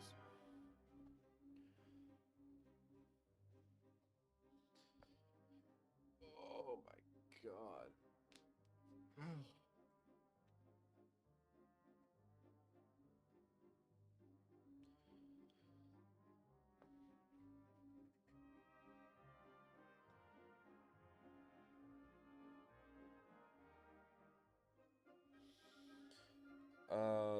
Okay, before we start this, I'm gonna go get a drink and then I'll be back. And then the plan is to start working on the back end of the Code Visualizer app so we can get this full thing hosted.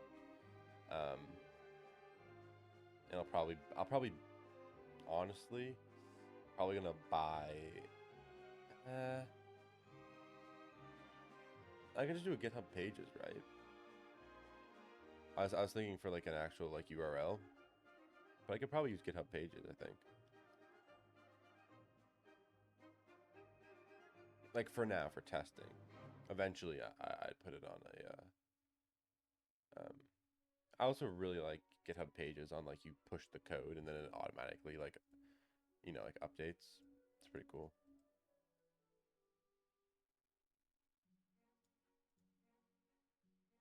I hate this page. I won't lie. I keep coming back to it because I just fucking hate it so much. Honestly, I think if these two were just the first two on top, it would just be better because their generation just looks better.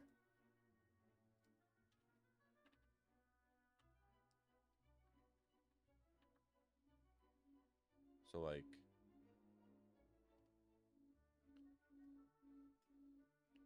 Quibbly, no, not Quibbly and AutoDocker. Or is it? Oh yeah, it is.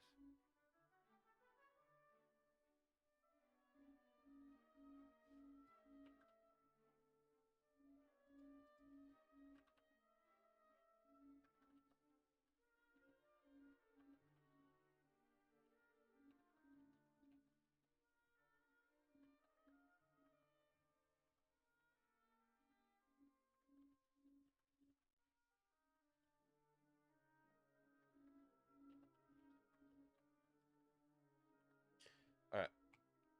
We'll see if that updates correctly when I come back. But I'm gonna go get a drink and chill for a second, and then we'll come back and do work on the back end. So one second. I'm back. It took a while, and it is so fucking cold in this fucking apartment. Damn, it's actually insane how cold it is in here. I literally had to shut my vent. That is supposed to be my heating vent because it's blowing cold air on me, bro. Oh my god. I think what I want to do is I want to do a LeetCode right now, actually, and then, and then check Amazon and see if my fucking heater arrived and go and get that. The only thing is I don't know what the delivery address of this apartment is yet. I haven't like asked like how I should set that up or what I should send it to. And uh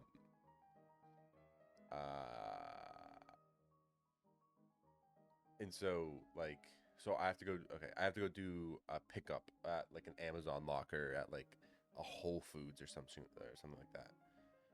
Um oh yeah, let's see if this updated. Nice. I still don't like my project page, but it's better. I also just I hate the font. I'll be honest, I actually do hate the font. Like now that it's like sitting here. Let me just tweak a little bit. Little tweak. Um, on static info would be nice. Static info body.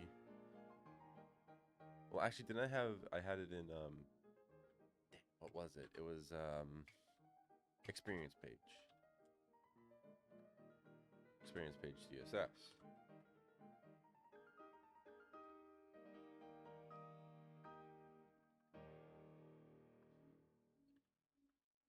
Is that how you spell it? I think.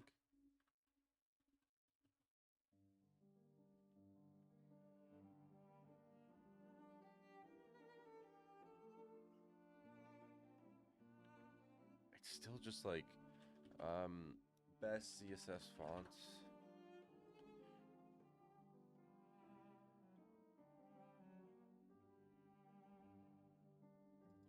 Oh, that looks kind of fun.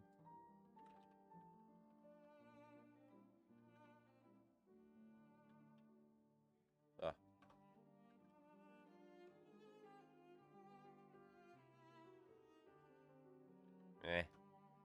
maybe not.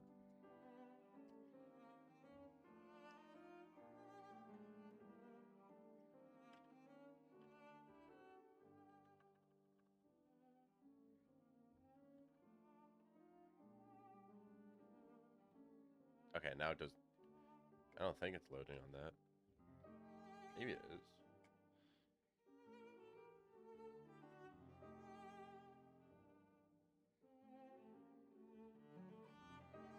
Oh wait, am I going to the wrong one? Oh, okay, let's go with that.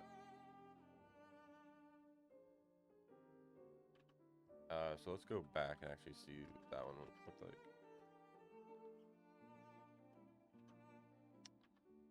Other one was better. I do like Courier. Courier's always been a cool one.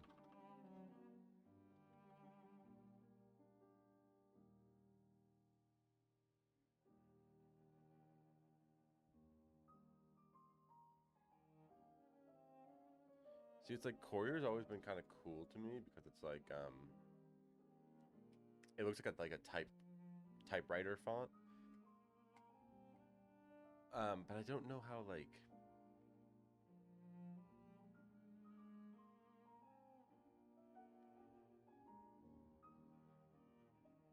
hmm.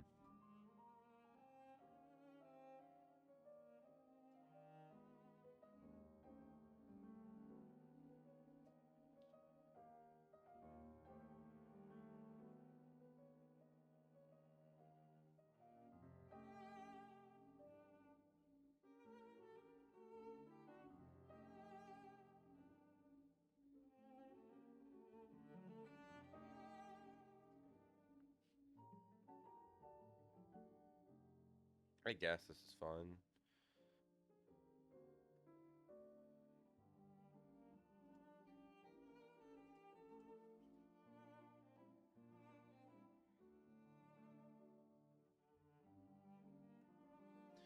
Uh, we can try Times New Roman.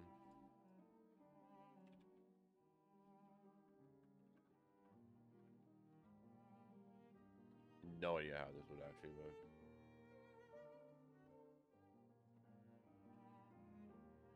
Not bad. I think I do not like the Courier one for this. I like Courier. I just don't think I like this one.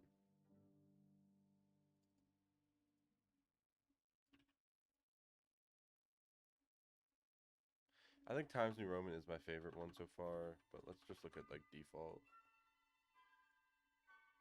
Yeah,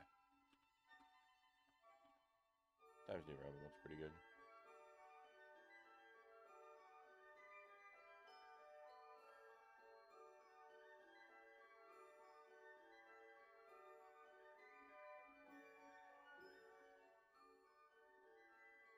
There's just something about the sidebar that's like I don't really like.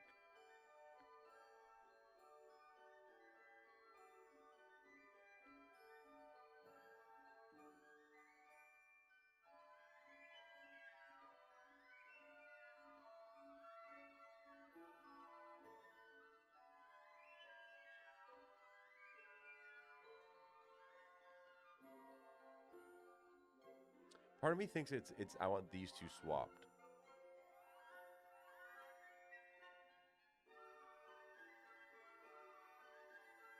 Yeah, part of me wants to just see how like um, the static info um,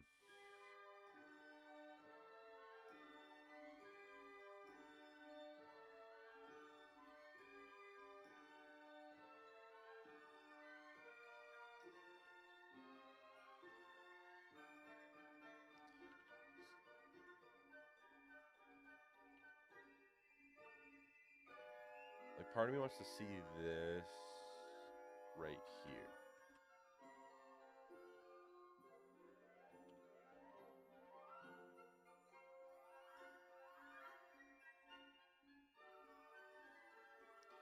But then I want like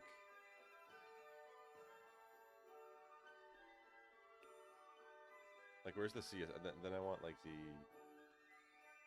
static info CSS.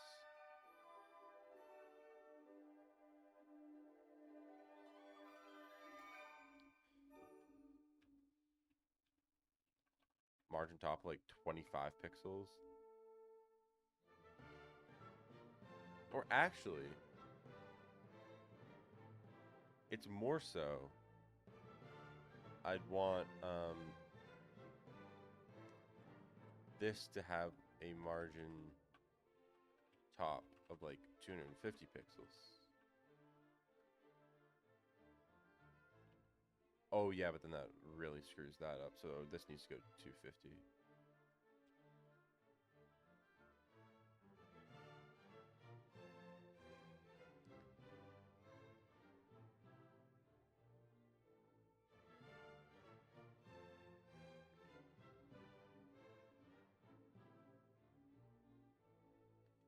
Maybe, actually, maybe, um,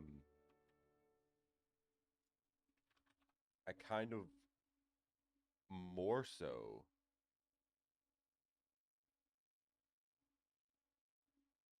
want this.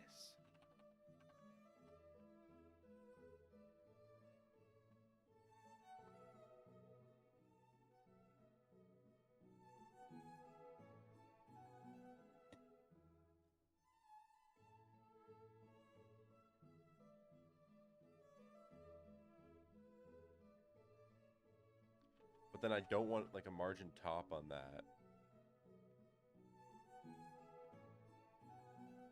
Or I want it like 5 pixels or something.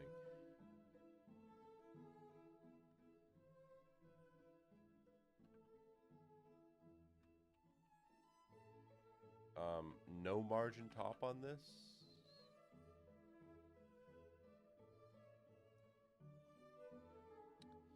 And then I guess just how does that look?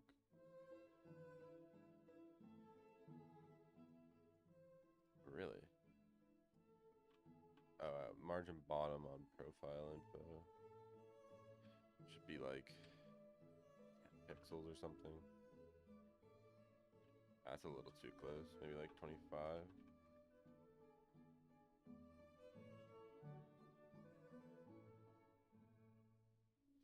I kind of like this.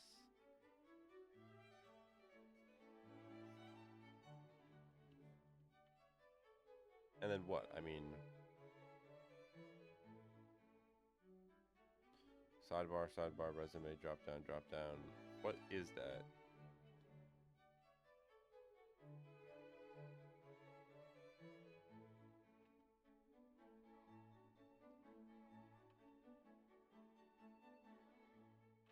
It's just a UL.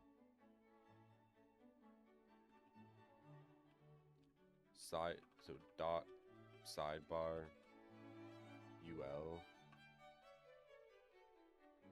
has like a margin top like 50 pixels.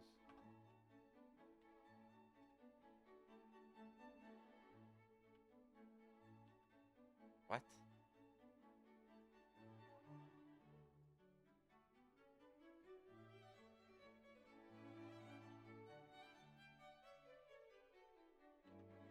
Oh, because I have a margin.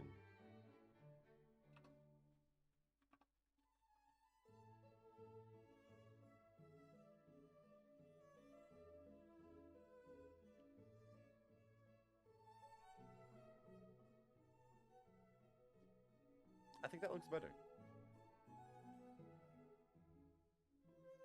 I think grouping all this here and having that there is nice. But then if we go to mobile view, um, mobile view, the drop down should still be the same that we had before, which I'm fine with. Or maybe I actually do kind of want to switch that around. Maybe. Nah, that's fine. Okay. I'll push these changes and then we're done with this. Git add all, git commit, changed static info ordering.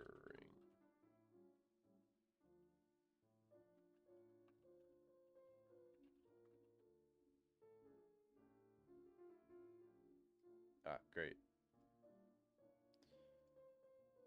Ah.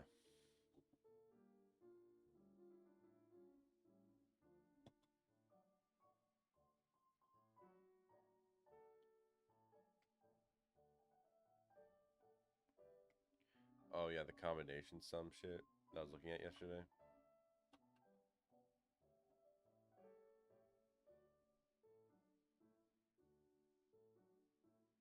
What was it even? What did it like eventually become?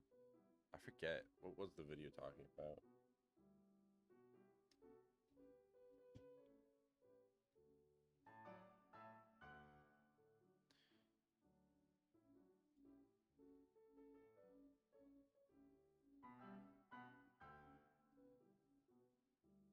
Mm, I don't know if this is the one I want to do.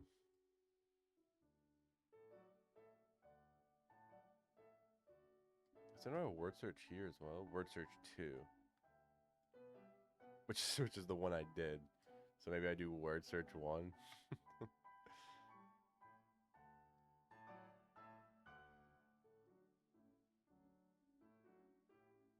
You want a 2D grid of characters board and a string word. Return true if the word is in the... Oh, okay. So it would literally be... I don't think you have to do a deep... Oh, there's definitely like a really like easy way to do this. All you have to do is... No, I guess it's literally just the same thing as last time, except you're not checking every word. I mean, I'm pretty sure I can literally look at word search, right? So this was what I had last time. Um,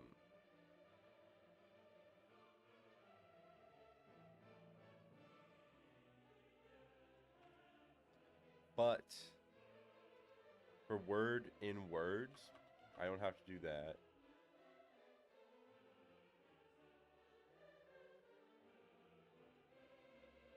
And then word is word.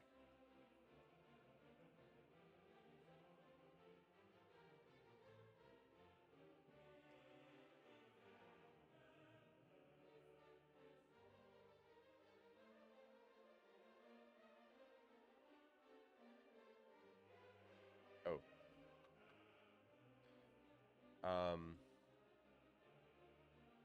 Return array, I don't care about. Or actually, return array, and I can just say if return array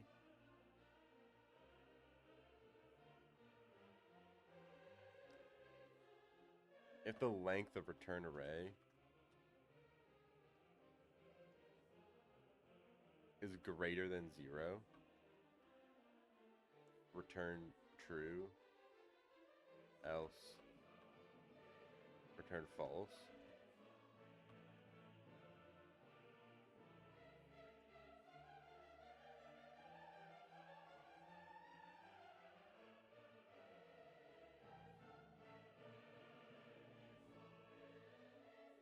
fuck?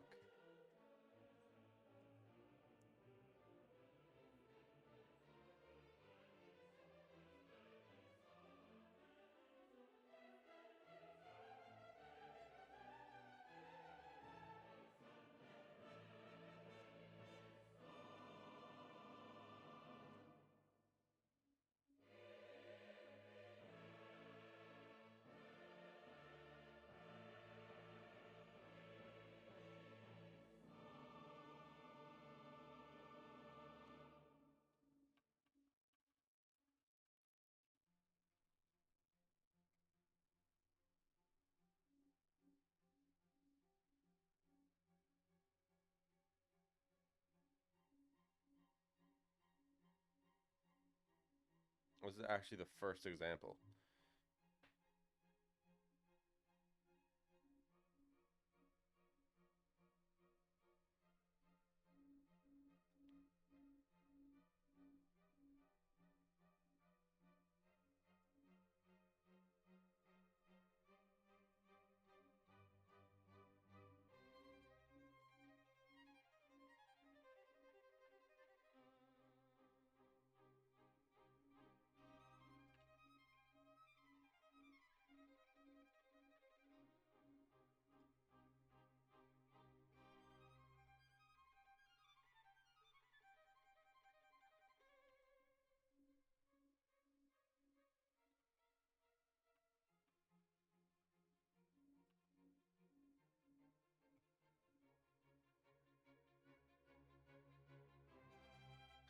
How is it what? Oh my god, it's not the same. No, that should be fine. It doesn't have to be a square.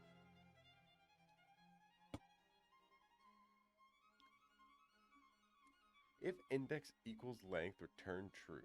Oh, I'm not having a return true problem. I actually want it to return true.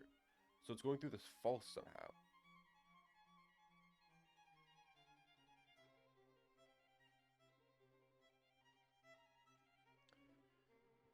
How is it working on the other one, but not this one?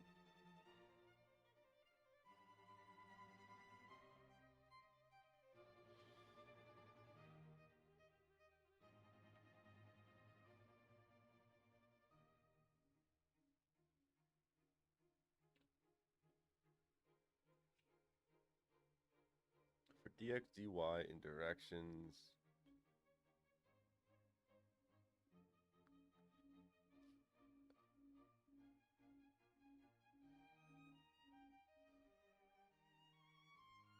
The only thing I can maybe think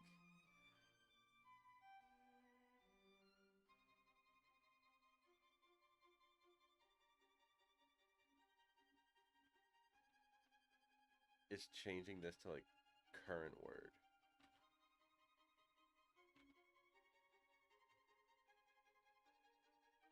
I was thinking maybe it was like it would be out of scope, but why? So when we get to C,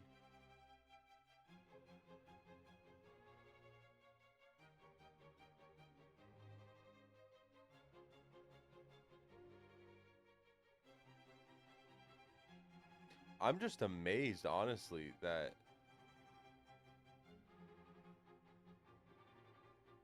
this works.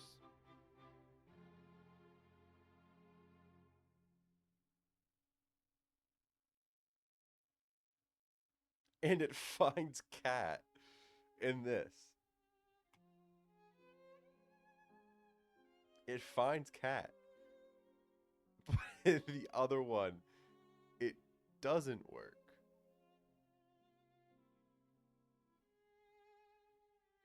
I don't know how that can be possible.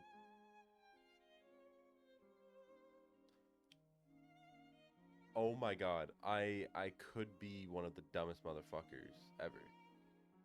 Ever.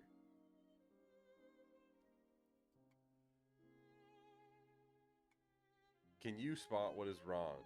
Guys, can you spot what's wrong here? Hmm. What could possibly be wrong? Oh, I don't know. Maybe I never fucking call help find with word.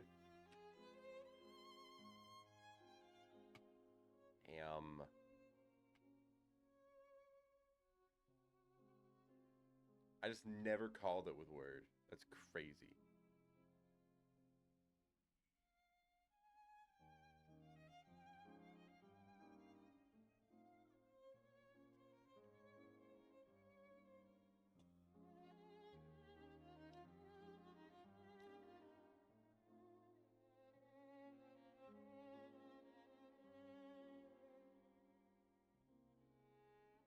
Whoa.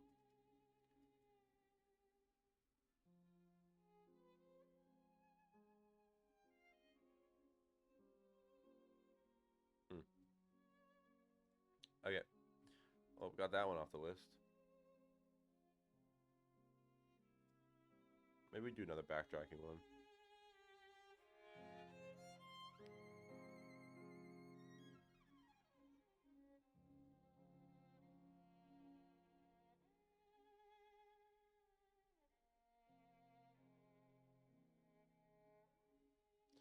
Maybe I finished the video of this because I still don't understand why decision tree wouldn't work. Oh my god, why does it do that, bruh? Hey everyone, welcome back, and let's write some totals of greater than. It's going to lead to either 8 or 9. Those are both going to use values from here. So that's the recursive thing, right? We're basically doing the same decision down here as we did up here. So here we're going to say we ended up skipping the 2, and we still only have.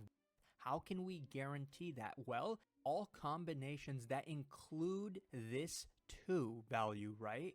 And see if any of those combinations leads us to the target value 7. Now, we could also, so then if we make a second decision over here, right, in this decision, we're definitely including at least 1, 2. Now, if we go down this path, we want to make sure that none of the combinations down this path ever match the combinations down this path. How can we guarantee that? Well, in this side, we said we're definitely including at least 1, 2. How about in this side, we don't include even a single 2?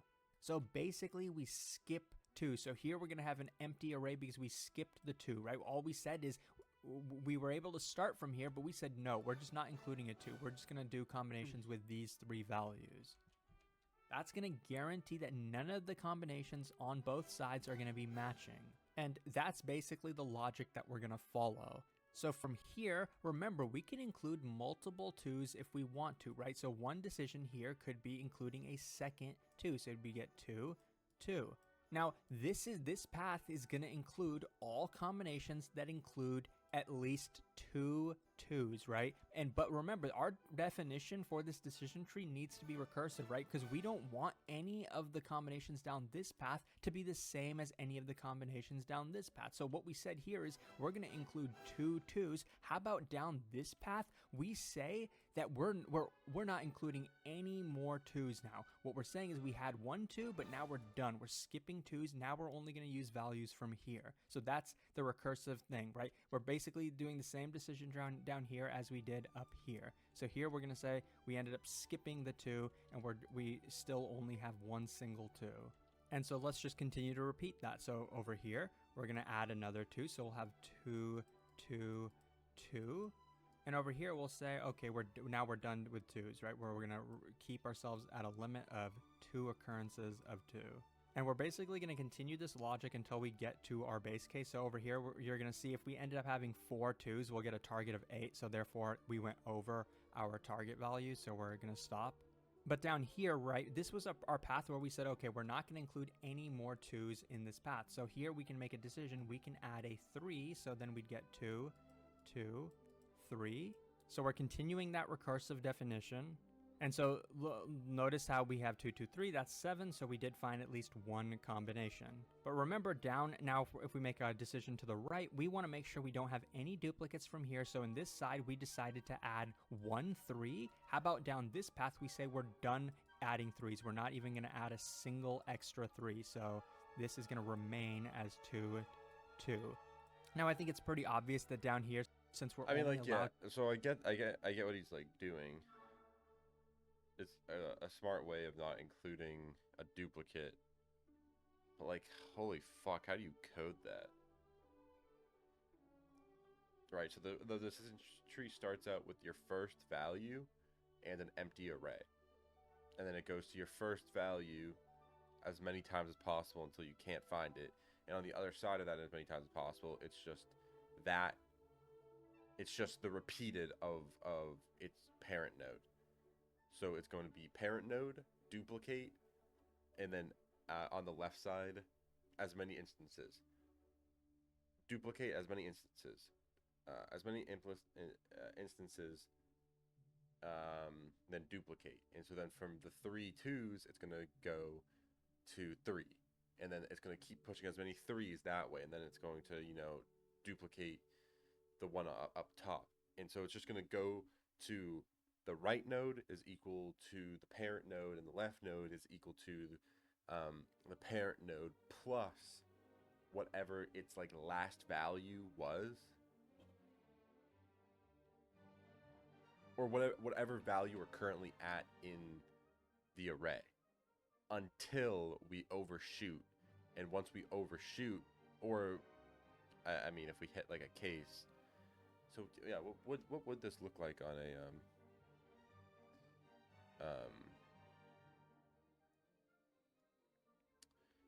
what would this look like? Leave it at that.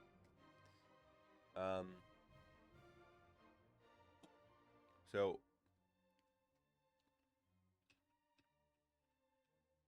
does he do? I'm assuming.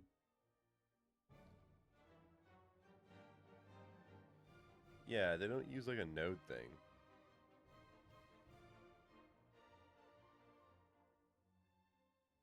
What? FTSS I current total, if total is equal to the target, result on append current dot copy. If I is greater than or equal to.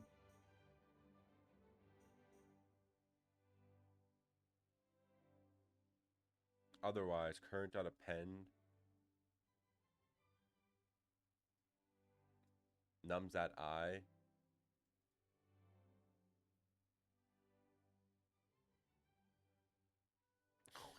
Wait, what? Huh? We have a recursive loop that takes in I, which first it's 0, current, and then total plus the value that we're at. So all this is doing is it's just iterating on. So first we do a recursive loop of just incrementing the total at the given instance. And once we get to, if we don't equal target, then we just do a bunch of returns back down. We do a current.pop because we don't want to deal with that value anymore. And then we do another recursive call going to the next instance with the current and total. That makes sense. So it's the only thing is if I is greater than or equal to the length of nums.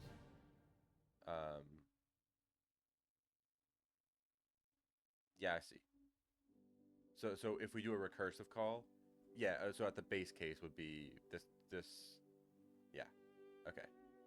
Because this is only gonna hit. This pretty much brings it back from when it gets over total if it's not reaching total, because this will, return all the way back.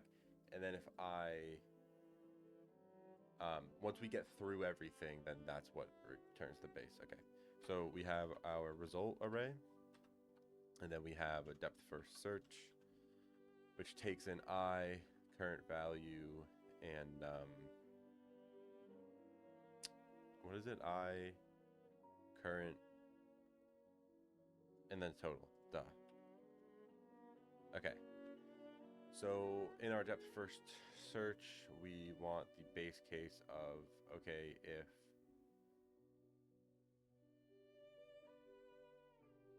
if total is equal to our target, then we want to first do a cur.append, I'm pretty sure. Because current's the array. So it's a current.append Um, no, it's a res.append current, right? Res.append current. A current copy. Got it.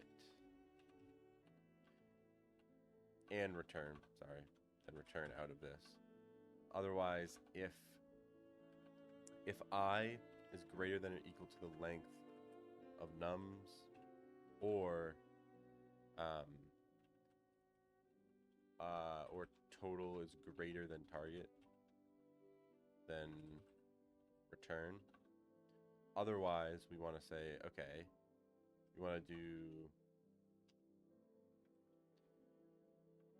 we wanted total to be plus equal nums at I, right? You know, isn't there something we do to current or no?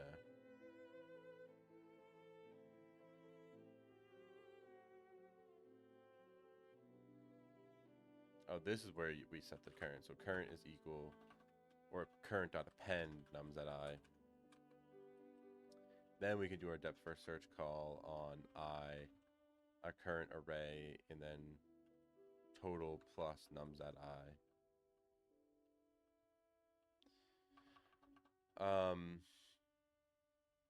Once the recursive calls come back, we can do a current.pop, and we can do another search on this using an I plus 1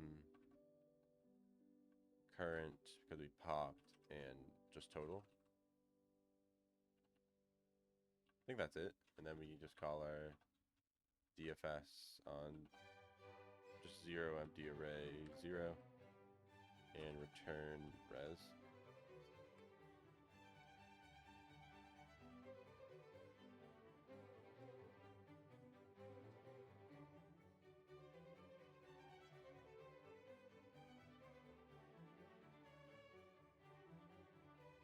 Oh.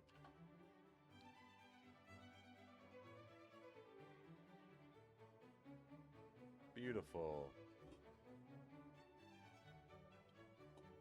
It's a very short and concise little answer.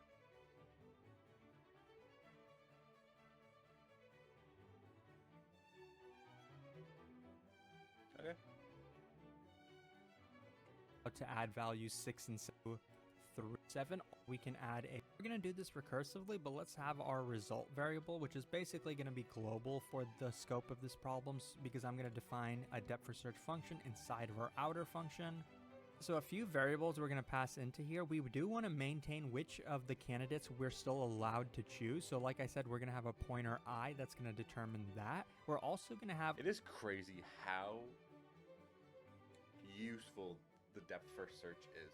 Like, this is now for backtracking, for the trees, for like so many things. It's just the search algorithm, right? I mean, data structures is fucking 80% searches. So, I mean, the depth first search is just it's just the way you're always pretty much going to check a tree, really, I guess. Like, I haven't done many breadth first searches. Definitely haven't done any, like, A-star or heuristic searches. But I don't think you do that type of stuff. No, I shouldn't say that. There's definitely... the companies definitely probably ask, like a heuristic. So, I mean, a heuristic would be what? It would be... It'd either be a tree... It'd be a tree that each node, it'd be a different node structure to where each node also has a value between the left and right node. Right? And it's like shows you how far away you are from like the goal. But I haven't run into one of those. I wonder if there is one. I wonder if there's a heuristic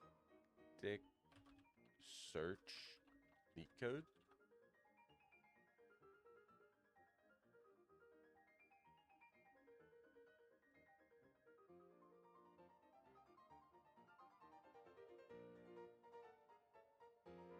The UI for LeetCode has improved so much.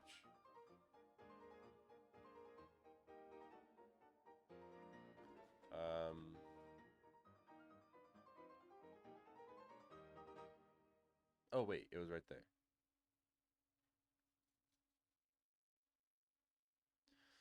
Open the lock.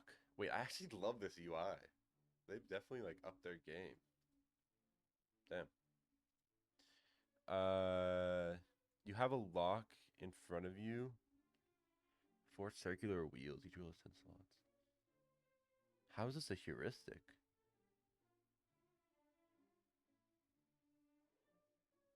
Weird.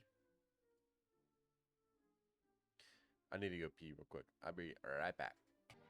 Okay, I'm back. That was a riveting LeetCode session of copying an old problem and copying a solution. It's so much thinking. So much. Okay. A current variable. We're only going to have a single... I'll finish watching this just because I want to see if he... Like, I'm pretty sure I understand exactly what that algorithm is doing, but... occurrence of this is just going to be a list that tells us what values we have added so far to the current combination. For example, like we could have 2, we could have 2, 2, right? 2, 2, 3, etc., etc. And for the values in our current combination, we do want to have a total. So we want to be maintaining what's the total sum of those, because if it ever reaches our target sum, then we know we have found a solution. If we ever go over our target sum, that means we've reached the base case and we can't continue anymore. So in our DFS function, let's go ahead and define those base cases. We know the base case is if total ever ends up reaching target, that means we found the result. So what we're going to do is result.append. We want to append the actual combination, so we're going to append current. And since we're only maintaining a single variable list for current, we don't want to actually append current itself. We want to create a copy of it because we're going to continue to use this current variable when we're doing the other combinations recursively. So we don't, because then we're going to be modifying it. So we just want to create a single copy before we actually add it to the result. And after we're done with that, we don't want to continue the rest of this function. So we're just going to go ahead and break out of it by returning. So that's the base case where we succeed. What's the base cases if we end up being impossible to find a combination? Well, one is going to be if I is out of bounds, meaning we can't choose any more candidates. So if I is greater than or equal to candidates, or our total ended up going over the target that we're trying to reach, that's a base case where we have to return immediately because we cannot find a combination then. Now for the actual recursive step, remember we have 2 decisions to make. We can choose to include the value at candidates of I, right? We can choose to include this value. So what are we going to do if we're including this value? Well, first of all, we're going to take our current values that are in our combination. We're going to take that candidate and go ahead and append it to our current combination, right? We're going to do that before we end up actually calling our DFS function. So we're going to call DFS, and what are we going to pass in? Well, we're including this candidate so we can potentially continue to include it, right? So what we're going to say for our index I that we're passing in is I stays the same, right? We're not restricting which candidates we're allowed to choose from just yet. So I stays the same. We pass in current because we just updated it right now, so we can go ahead and pass it in. And the total did end up changing, so we took our current total and added this candidate to it, right? So we can go ahead and pass in total plus candidates of I. So let me delete this line because we're not doing anything with it. But yeah, so this is going to be that first decision where we do include the candidate. Now the next decision is going to be where we can't include it, but after we called this function, we want to clean up a little bit. We ended up adding this value to our current candidates, our current combination. So we want to go ahead and pop that before we go down the other decision.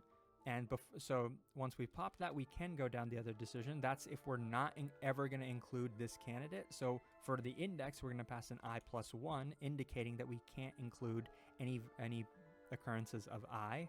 And for current, we can just go ahead and pass in our current combination. And total is going to stay the same because we didn't end up what we want to do. Yeah. Okay. I'm gonna check. I'm gonna check if my space heater came in. If it did, unfortunately, I'm gonna end the video and go get it. If it didn't, we're gonna work on the Firebase functions until it does arrive. So I'll be right back with the final decision. I'm back. It is not here yet, so we can still go ahead and look. Actually, I want to check what time that store closes. So one more second. Okay, we're good. I won't lie. I forgot to check the time. I was just looking at how far it was from here. 1 second. It closes at 9 p.m. So latest I'm leaving here is like 7 probably. I mean, if it even arrives today. Hopefully it does, bro. It is so fucking cold in this apartment. It is disgusting how cold it is. Anyways. Okay.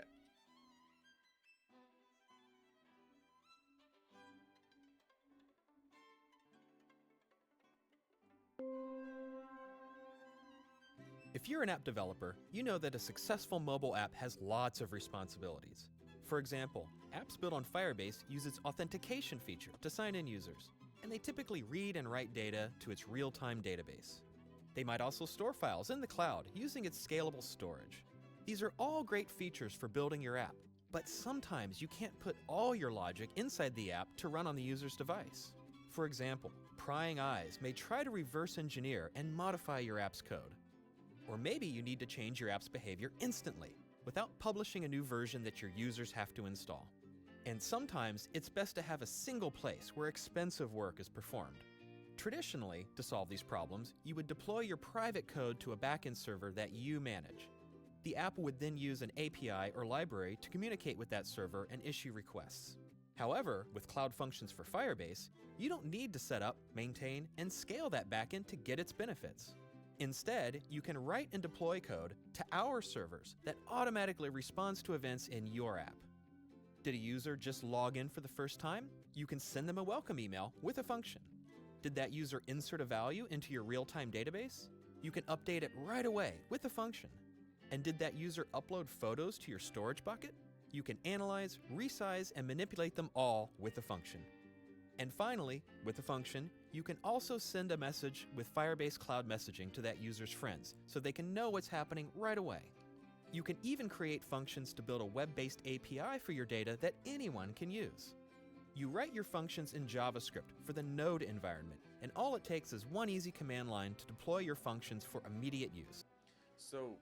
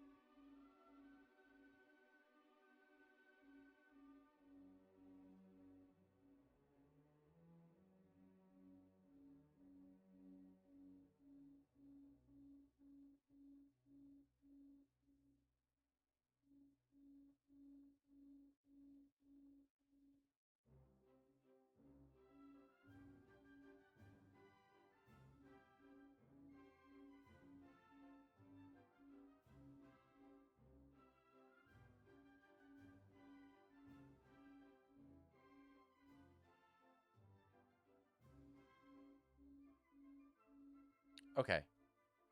This is a great fucking blog. Oh my god. I should have been reading this out, by the way. But So the gist of it is, monoliths were monoliths are kind of like what I've always done, where it's like you compile it, or like you just have an instance of it running. So I have like my backend running on an instance and my front end running on an instance. But if those get overloaded, it's like, okay, maybe I do another instance of these, right? And so that's kind of how something like Netflix does stuff is they have like server. I remember reading something where they have like a server place, right? And you'll be connected to the one with the least amount of like traffic. So the server with the least amount of traffic. So it's the same exact application. It's just, they're what's it called? What's it called when you direct traffic based on how busy it is? I forget. Um,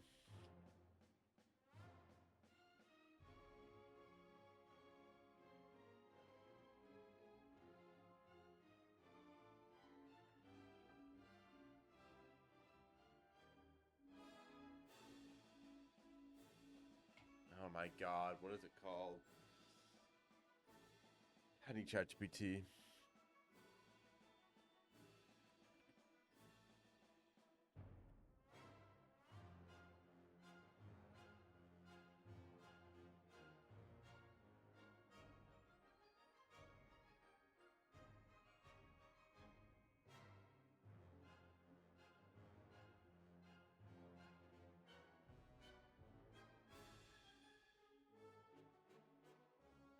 Load balancing. That's what it is. Thank you, ChatGPT. So it's load balancing. So it sends you to different. The thing about microservices, though, is microservices, instead of having your back end be for authentication and login, actually, I don't. I think the actual, maybe not the okay, the database would be global though, right? I'm pretty sure the database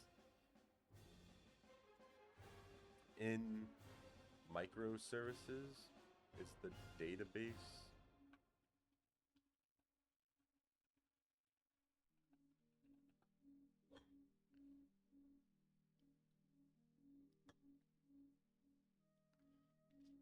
Okay, so I'm guessing what it is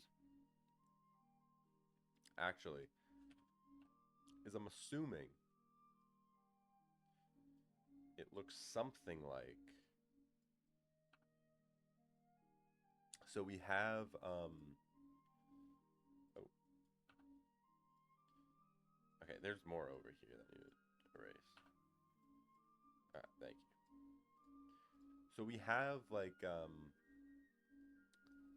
where am I going with this? So let's say you have, you know, a login system, and then you also have, once you log in, you have like the main like page, and then this is like an e-commerce site. So then you have a checkout. I think that's the example that you use as well, and I'm just fucking ripping it. Anyways, so you have these three like stages, right? And instead of packaging these all up, right, and having these all run off of this like this single backend, and also off of this, you know, single, um, I guess it would just be backend. It would all be hosted on the same front end. But the back end, instead of this all being there, it would instead be each one of these has its own microservice, right? Um, oh, right. So each of these has its own microservice. Um, in this way, so if like, let's say everyone, let's say 60% of your users are already logged in, they're already authenticated, and they're in and they're using the app, right? Maybe, you're computing like 10,000 different things in any given hour. I don't really know the numbers for this, but let's say that compared to maybe this is only getting like 100 an hour. So instead of having to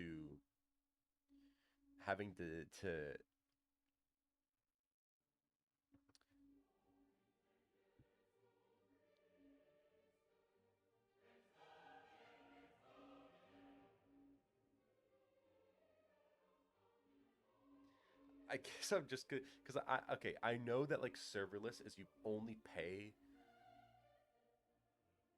for what is used, right? It's like so it's not like everything, it's not like it's a static charge.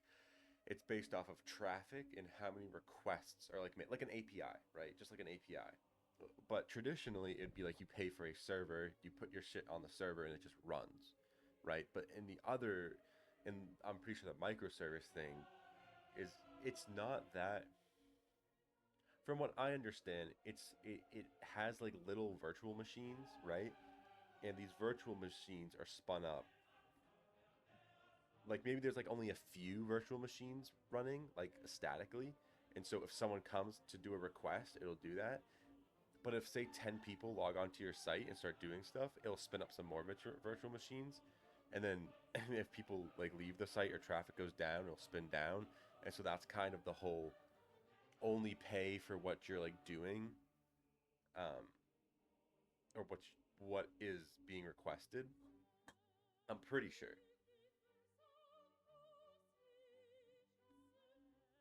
So like for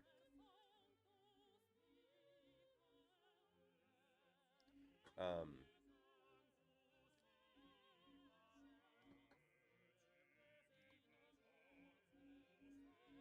so it's just for request handling. So I don't know because I don't know how a server is built. I mean, a server can just be a PC, right? And it's just how many connections are coming in. But I don't know like bandwidth. Like, what is the bandwidth of people trying to connect? What is the restrictions? Is it just there's so many requests, it's getting overloaded and it's slowing down? I mean, obviously, but like, how do you fix that? And it's like, oh, with more servers is the obvious thing. And so it's like, it's saying, like, okay, we have one server designated to authentication because we only have 100 people doing this, but we have the 10 servers on this because it's, or I guess it would more be like 100 servers if this was a one-to-one ratio of saying like if this went to a 101 we'd need two servers, whatever. So which that would not be true, but okay. Anyways, and so serverless is basically it doesn't change this architecture at all. This architecture is still yeah, it's still the exact same, but you don't have to manage any of it, right? The only difference between so I would yeah. So I'd also say, bro, why does it do this? Um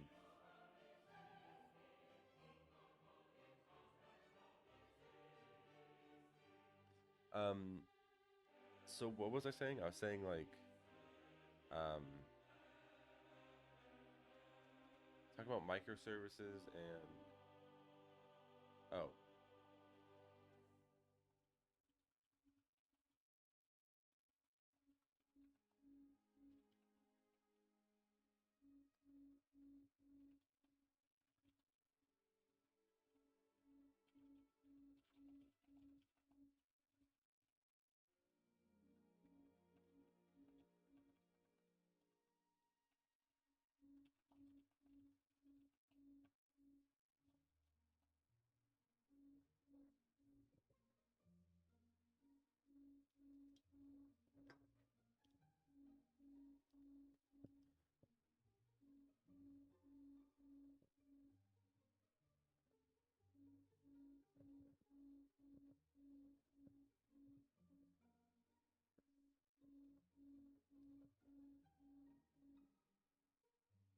what did I put on my resume? I did do Firebase functions. Okay. Okay.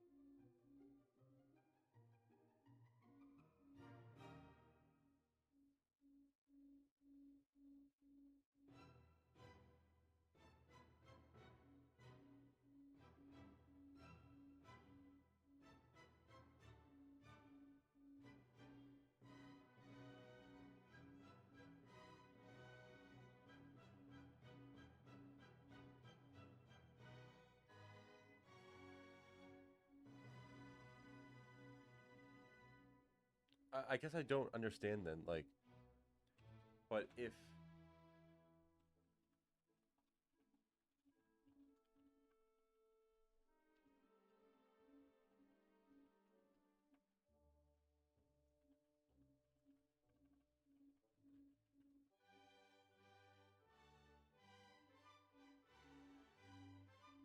no. The function is calling. Oh, is it calling to?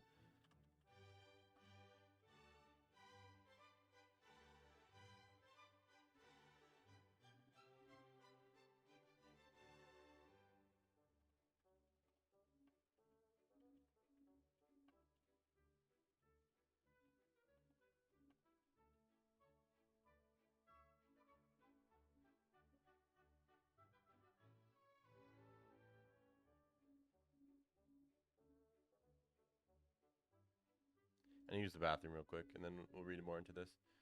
Um, I just want to get a clear shot on this. 1 second. I'm back. I think I'm just gonna finish reading up on this, and then I'm gonna end. I'm pushing it off like way too much, but it's like I want to have like a full day to like kind of work on this. I just don't know what I want to do really. I mean, I have it on my resume that I've sent out 20 fucking times that I'm doing Firebase functions in this application, but maybe I don't do that. Like, I would like to do a lot more hands-on. Like, okay, it would be cool to make microservices. So, okay, this is my, actually, let's read this. Firebase functions are serverless. Yeah, you write a function, deploy it, and the Firebase platform manages the infrastructure. When a Firebase function is invoked, it doesn't call to a specific server. Instead, Google Cloud provisions an instance of your function in a containerized environment. If a request comes in, and notice,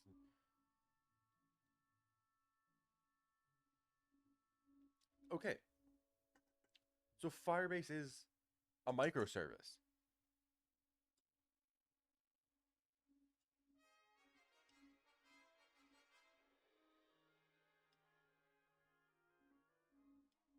Okay, each invocation of a Firebase function is an isolated stateless. It doesn't possess any data between.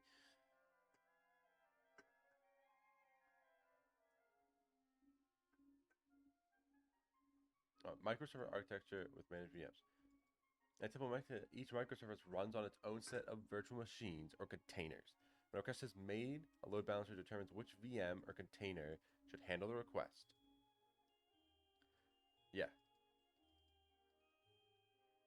Unlike Firebase, VMs running microservices can maintain.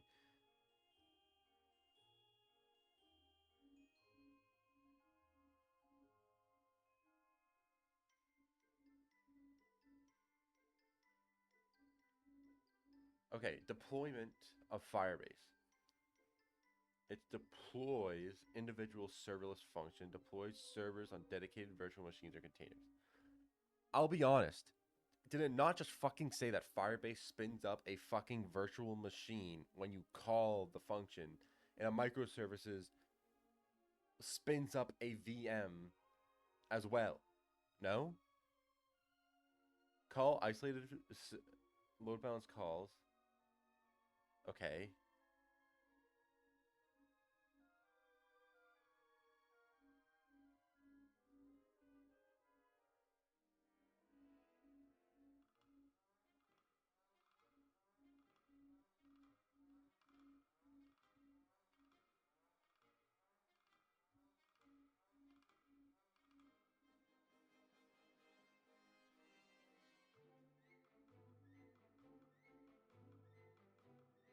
So, okay.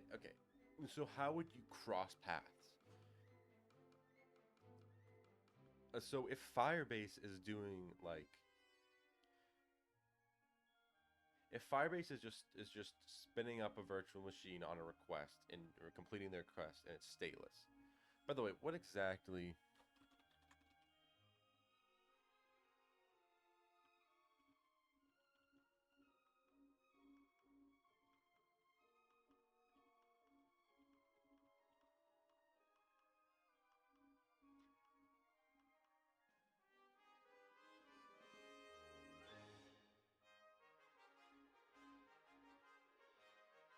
Okay.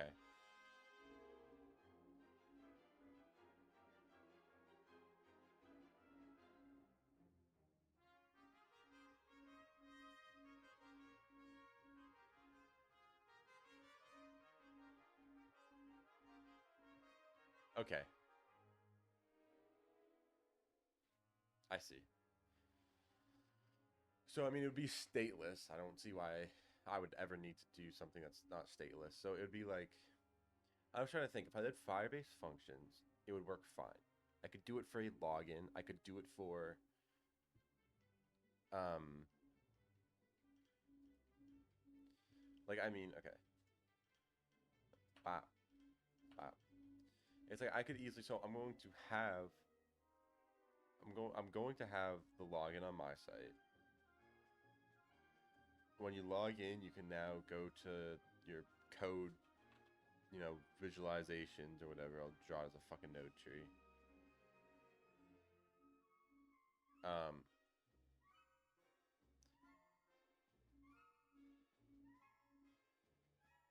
and so that's gonna be like a prompt request, right? So it's a prompt request to make a visualization. We'll ignore the history part for now. But so basically, what I'm understanding is I'd have a Firebase function, an FF, for both a login and a registration. So it would send a request to a Firebase VM. It might have to start up a VM. It's going to be containerized automatically. Requests will be sent to a database, probably. That's what the function will be. The function will be, it's kind of like a middleman, right? Instead of having a node server, like an HTTP server up and running and waiting for requests and stuff like that. So like right now what I'm doing, right, is I'm spinning, is like when you look at not this, but if we go to OneDrive, desktop code, get code visualizer, NeoVim, we go to our, oh my god,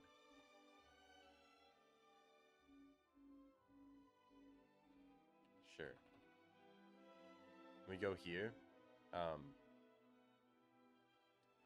So this is, we're running an HTTP server on port 8000, right? And we have a do post that has an API path of API generate video, right? So when I go to port 8000 with the API path and I do a request, it'll go through do post, and it'll do post, of what I need. So the idea of the Firebase function, I'm pretty sure, is you could think of it as a mini HTTP server that just isn't running constantly on a port, but when a request is sent, it then starts running, and then it will execute what I need on that, VM, and then, whatever. And then it'll send the thing off to the database that needs to send, and then it'll do the GET request on the front end, but ask, that'll be a function, that'll be a Firebase function to spin up and do the GET request from the database, right? So that's how that will work. So is there any, and so I'm trying to think how would a microservice play into here? The whole idea of a microservice. See, this is why I don't get why a microservice, because originally it'd be like, okay, I have a server that has this much compute power designated to it. So all the traffic is going to this server, correct? And so a microservice would be saying basically, here is a server for this, a server for that, and a server for that, right? And so instead of everything going onto this one server, we have 3 servers for 3 different parts, which is the login, main, and payment for an e-commerce site, right? And so if I needed more power, I could just get a server for the main thing. But this is what I don't understand. Is if you have server traffic on like, okay, this is why we have ChatGPT.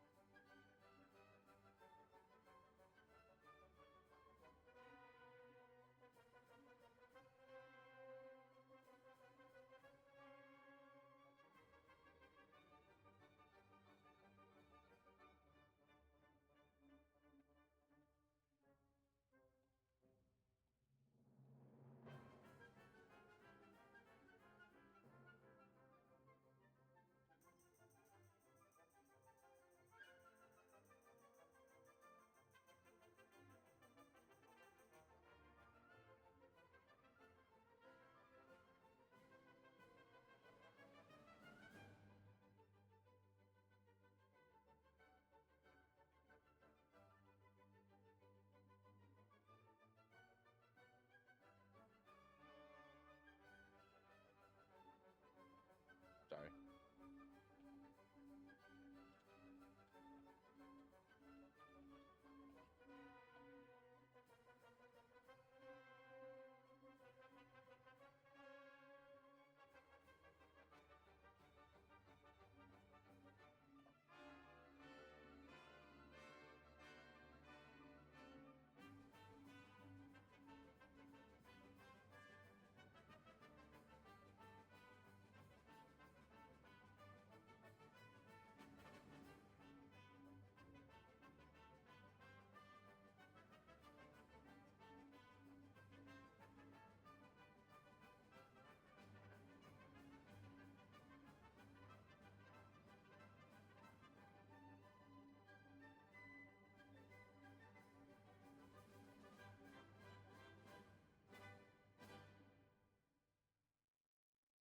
Okay, so this is sure. That's good.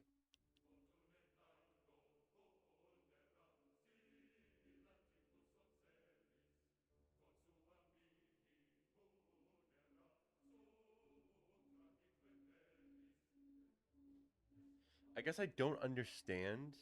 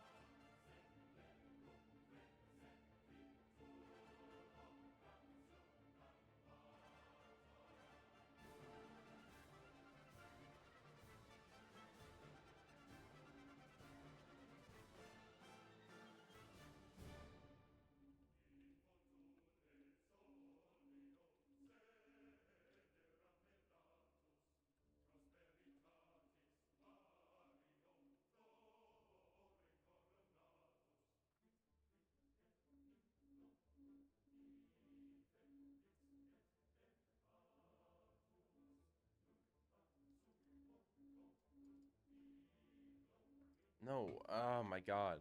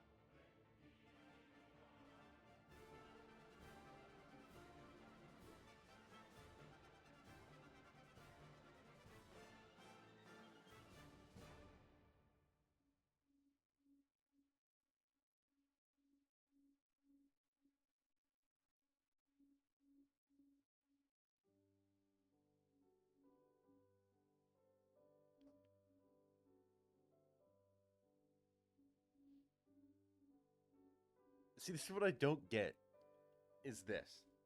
Even if if the main page explodes, you need to scale the entire application, including login and checkout. What does that fucking mean? I have to scale the login and checkout. I mean, like, uh, the way I think of it is when you have a backend running or a server running, the server is idly sitting there and it has commands in it that if a user submits a command of, say it's a post command to a cart, right? We're in an e-commerce app. It just goes to one of those servers in their static code in that server that now is taking the data that the user sent. It's saying, okay, we need to make this for the user ID, blah, blah, blah. And it spits back to the user's front end and adds that to cart and adds it to database, right? So what the fuck does it mean we have to scale up checkout and login as well? Is it not just we are adding more compute or more servers that can just do these functions? If the main page is exploding, I mean, like, I can understand in a microservice architecture why, like it's just what I don't like in the microservice architecture, right?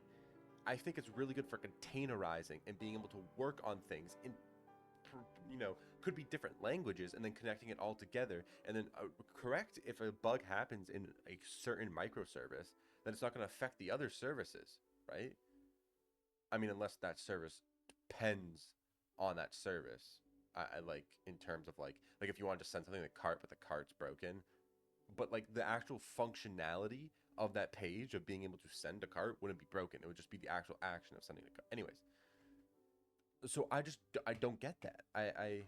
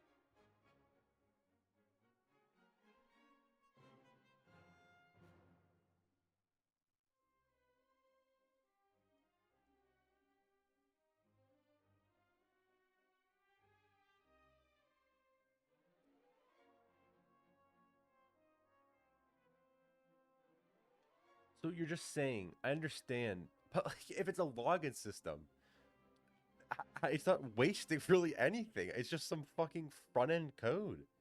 I don't.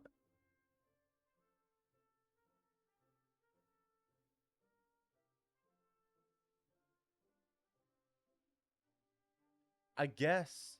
Oh, but isn't that on the fucking? I was gonna say, okay, maybe it's because like, if we're running this many instances, then you still have to keep control of like, oh, who's. Maybe it is that. Maybe it is you have to keep track of who's logged in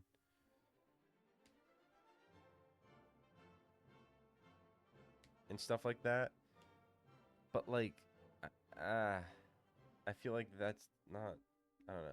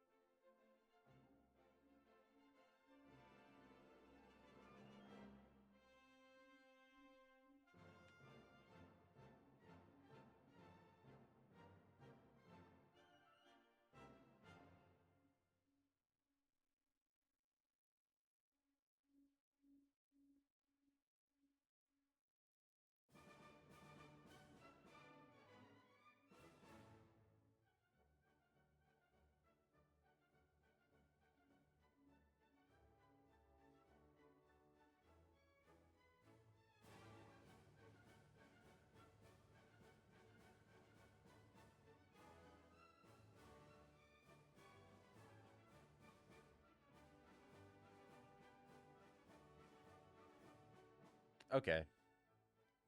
So it's not that it's wasting compute, but it's you're just I don't know. I guess it's saying like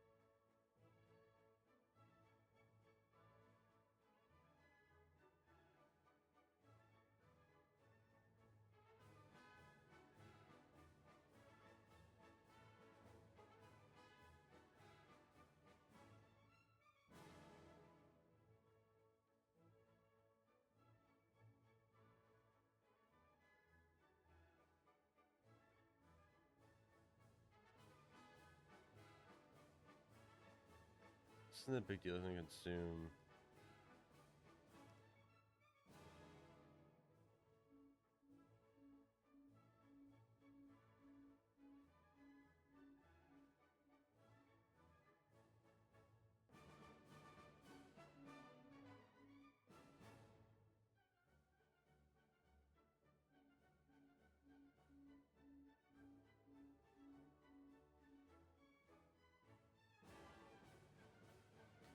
Okay. Yeah, I could definitely see that. I could definitely see like database being loaded, but like I feel like you can get around this without needing a microservice architecture, no? Like, oh, I don't know, because the whole point is like, okay, I send a user to this server, right? And this server now has to reload or is now running everything in ready for use. But if we don't invoke the database and we don't invoke any of the functions or the backend or whatever on like a server that's not being used, or even on a server, I don't know. I don't know. I get it. It's not that big of a deal. Like even with all these things, it's not that big of a deal in small stuff. But when you get to a really big scale, it is crazy, and it is can cost a lot of computation just for little stuff to be hosted over and over and over hundreds of thousands of times. Sure.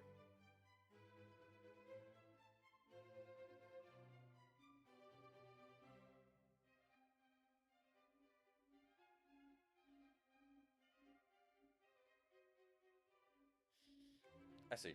Okay, so I kind of want to wrap this up, but just kind of outline like what I want to do. So, so if I have a Firebase function for this and this, so if I wanted to statically host, like make a container, like a microservice container for the function of logging in and the function of So like, how about we do this? How about we have a we have this, right? And so this is going to be here. I'll just take this away for now. And so this is going to be authentication microservice. Okay. Here, let's make it a little bit bigger. Move over. So we're gonna have our authentication microservice. And then this is going to have two functions to it, right?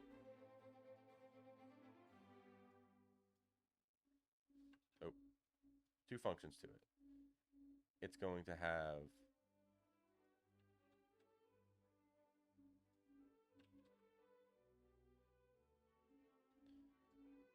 a Firebase function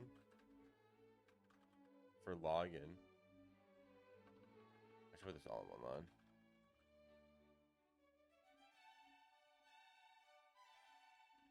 Right? And then we're gonna have a Firebase function for register. And so that's that.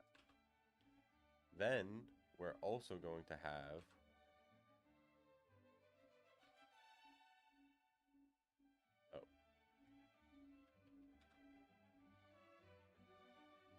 baboom. Let me move that over a little bit. But then I also want to have my visualization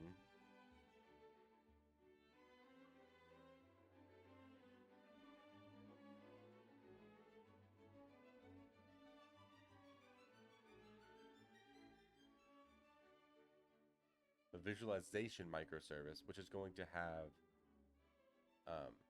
actually, you know what I should do? I should say Firebase functions.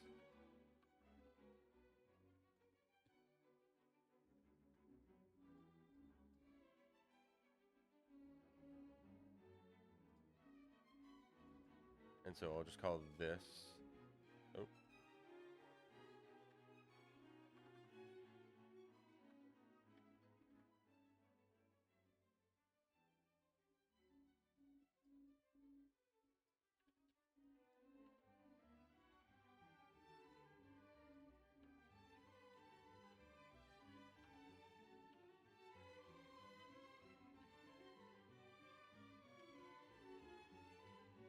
am I stupid?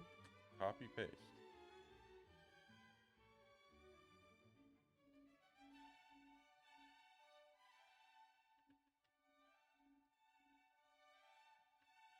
Bro. Thank you.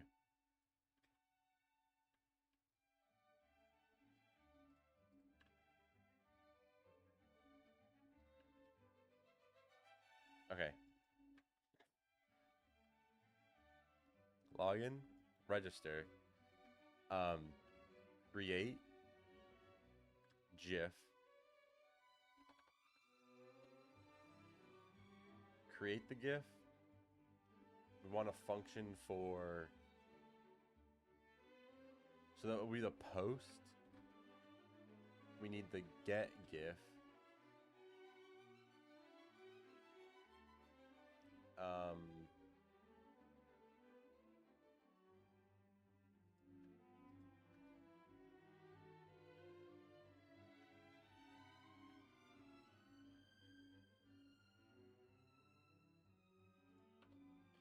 Honestly,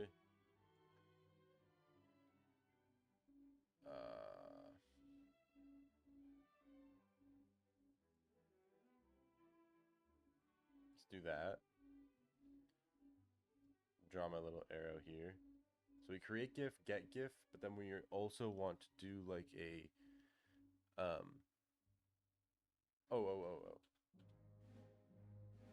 Actually, this should be a create GIF into a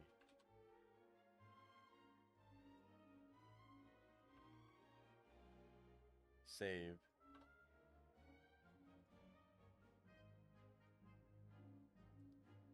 Into a get.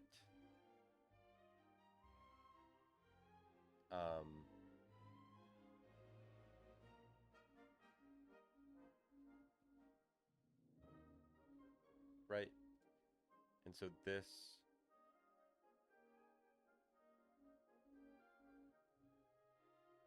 is one.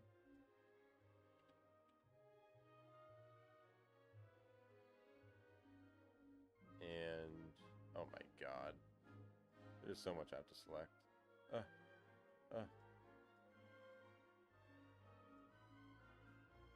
Yeah, give me that.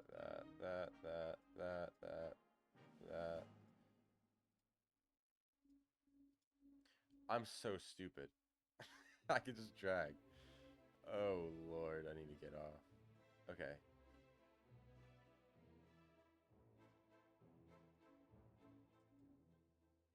My bad.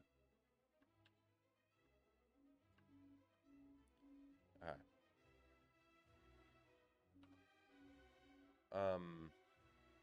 Yeah, and then I wanted a box around this. And then all of this.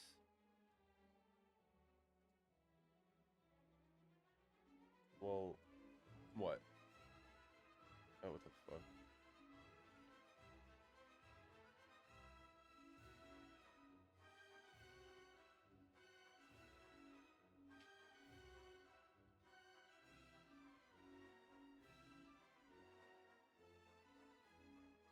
I mean, then all this is going to be run on like it's going to be like a Docker image ran on what, like AWS?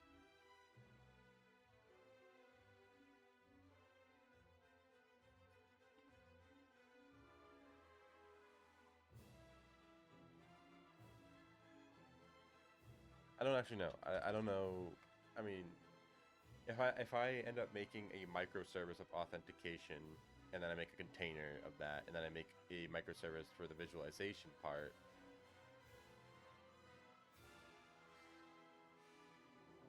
right? And I have both of these. Oh, you know what it also comes with all of this? This microservice is going to have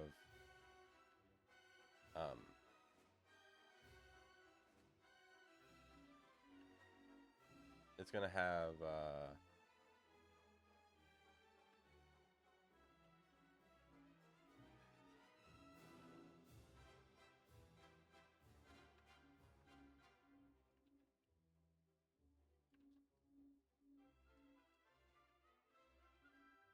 good old database.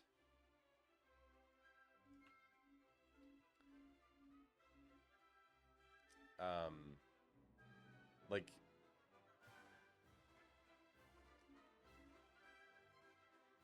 oh, this should actually become that. This should become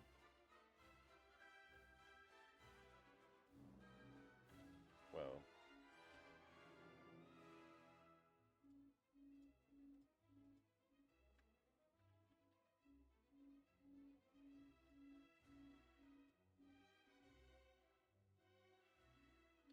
Right.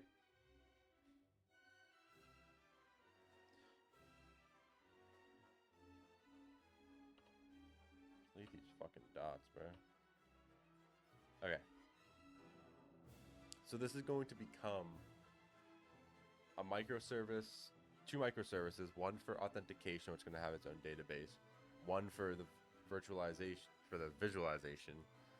That's going to have its own microservice. That's going to be for creating, saving, and getting the GIF. That's going to have its own database. Both of these are then going to be brought together under one container, and we're going to run that container with Firebase functions. So this will be hosted on its own, this will be hosted on its own, so I can like update them differently, right? But then the actual functions aren't going to be running on like a back end anywhere. So like these can all be set up, this microservice can be set up in a way that they're just different from each other I think I see that's the thing, because the advantage of the microservice is being able to, huh?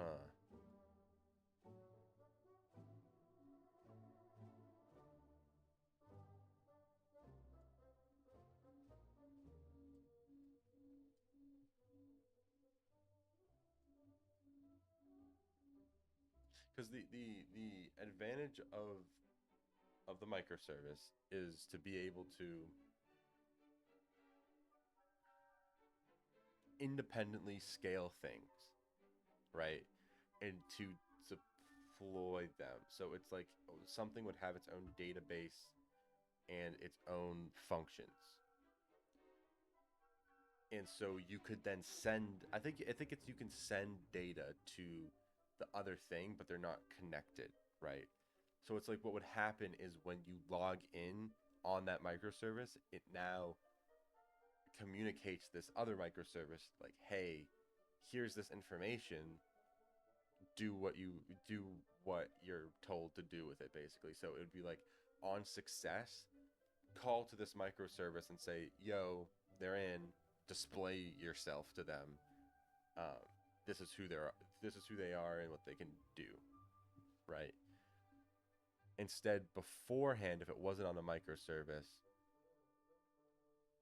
it would be as simple as just like everything statically held. So you can just say like, so you'd say on on the on this side of things, it would be when you originally log in, you'd already be in the microservice, or you'd already be in the visualization tool, but it would just be like blocked off. It would still be running all that stuff. It would still be running that service or that code or whatever it needs to run.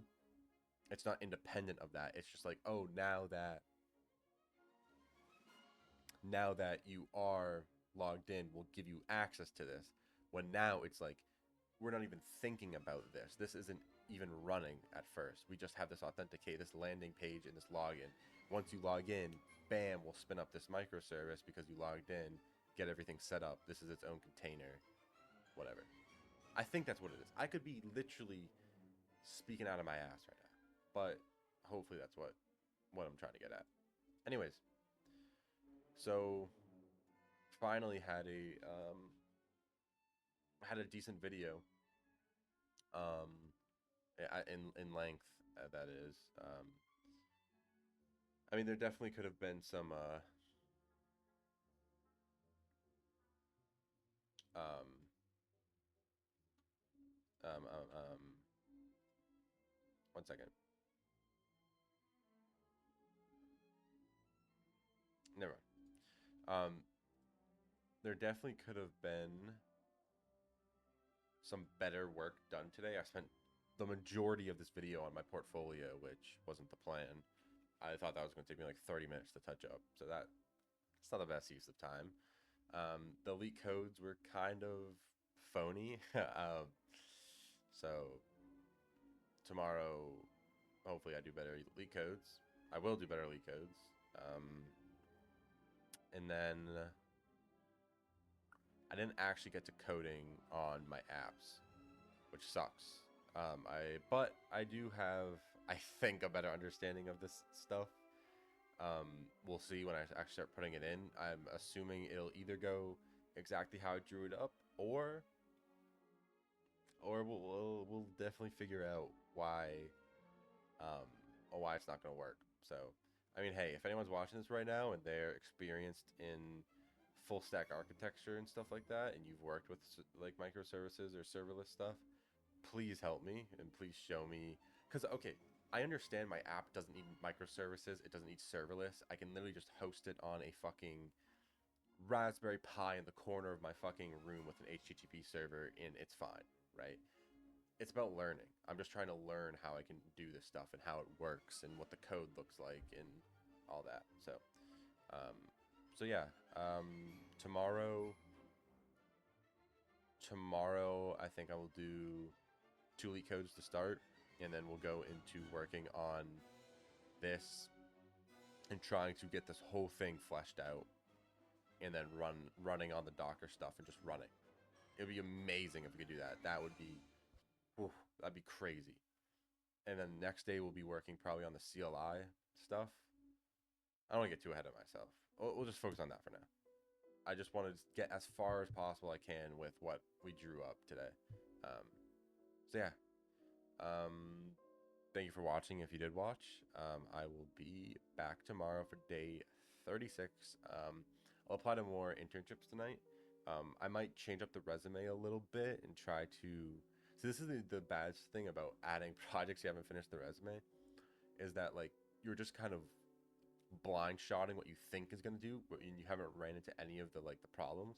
So in my head it was like, oh yeah, just Firebase functions, which I could do, which is fine. Like I sent those out to companies, and if any of those companies do respond to me in the interview, I can't say, because I do plan on using Firebase functions. I think they look very handy. Because the whole point of serverless is you're not managing the server, right? And all that. It's supposed to be done by the company that you're buying from. So yeah, we'll see. We'll see. Okay, I will see you tomorrow. Bye.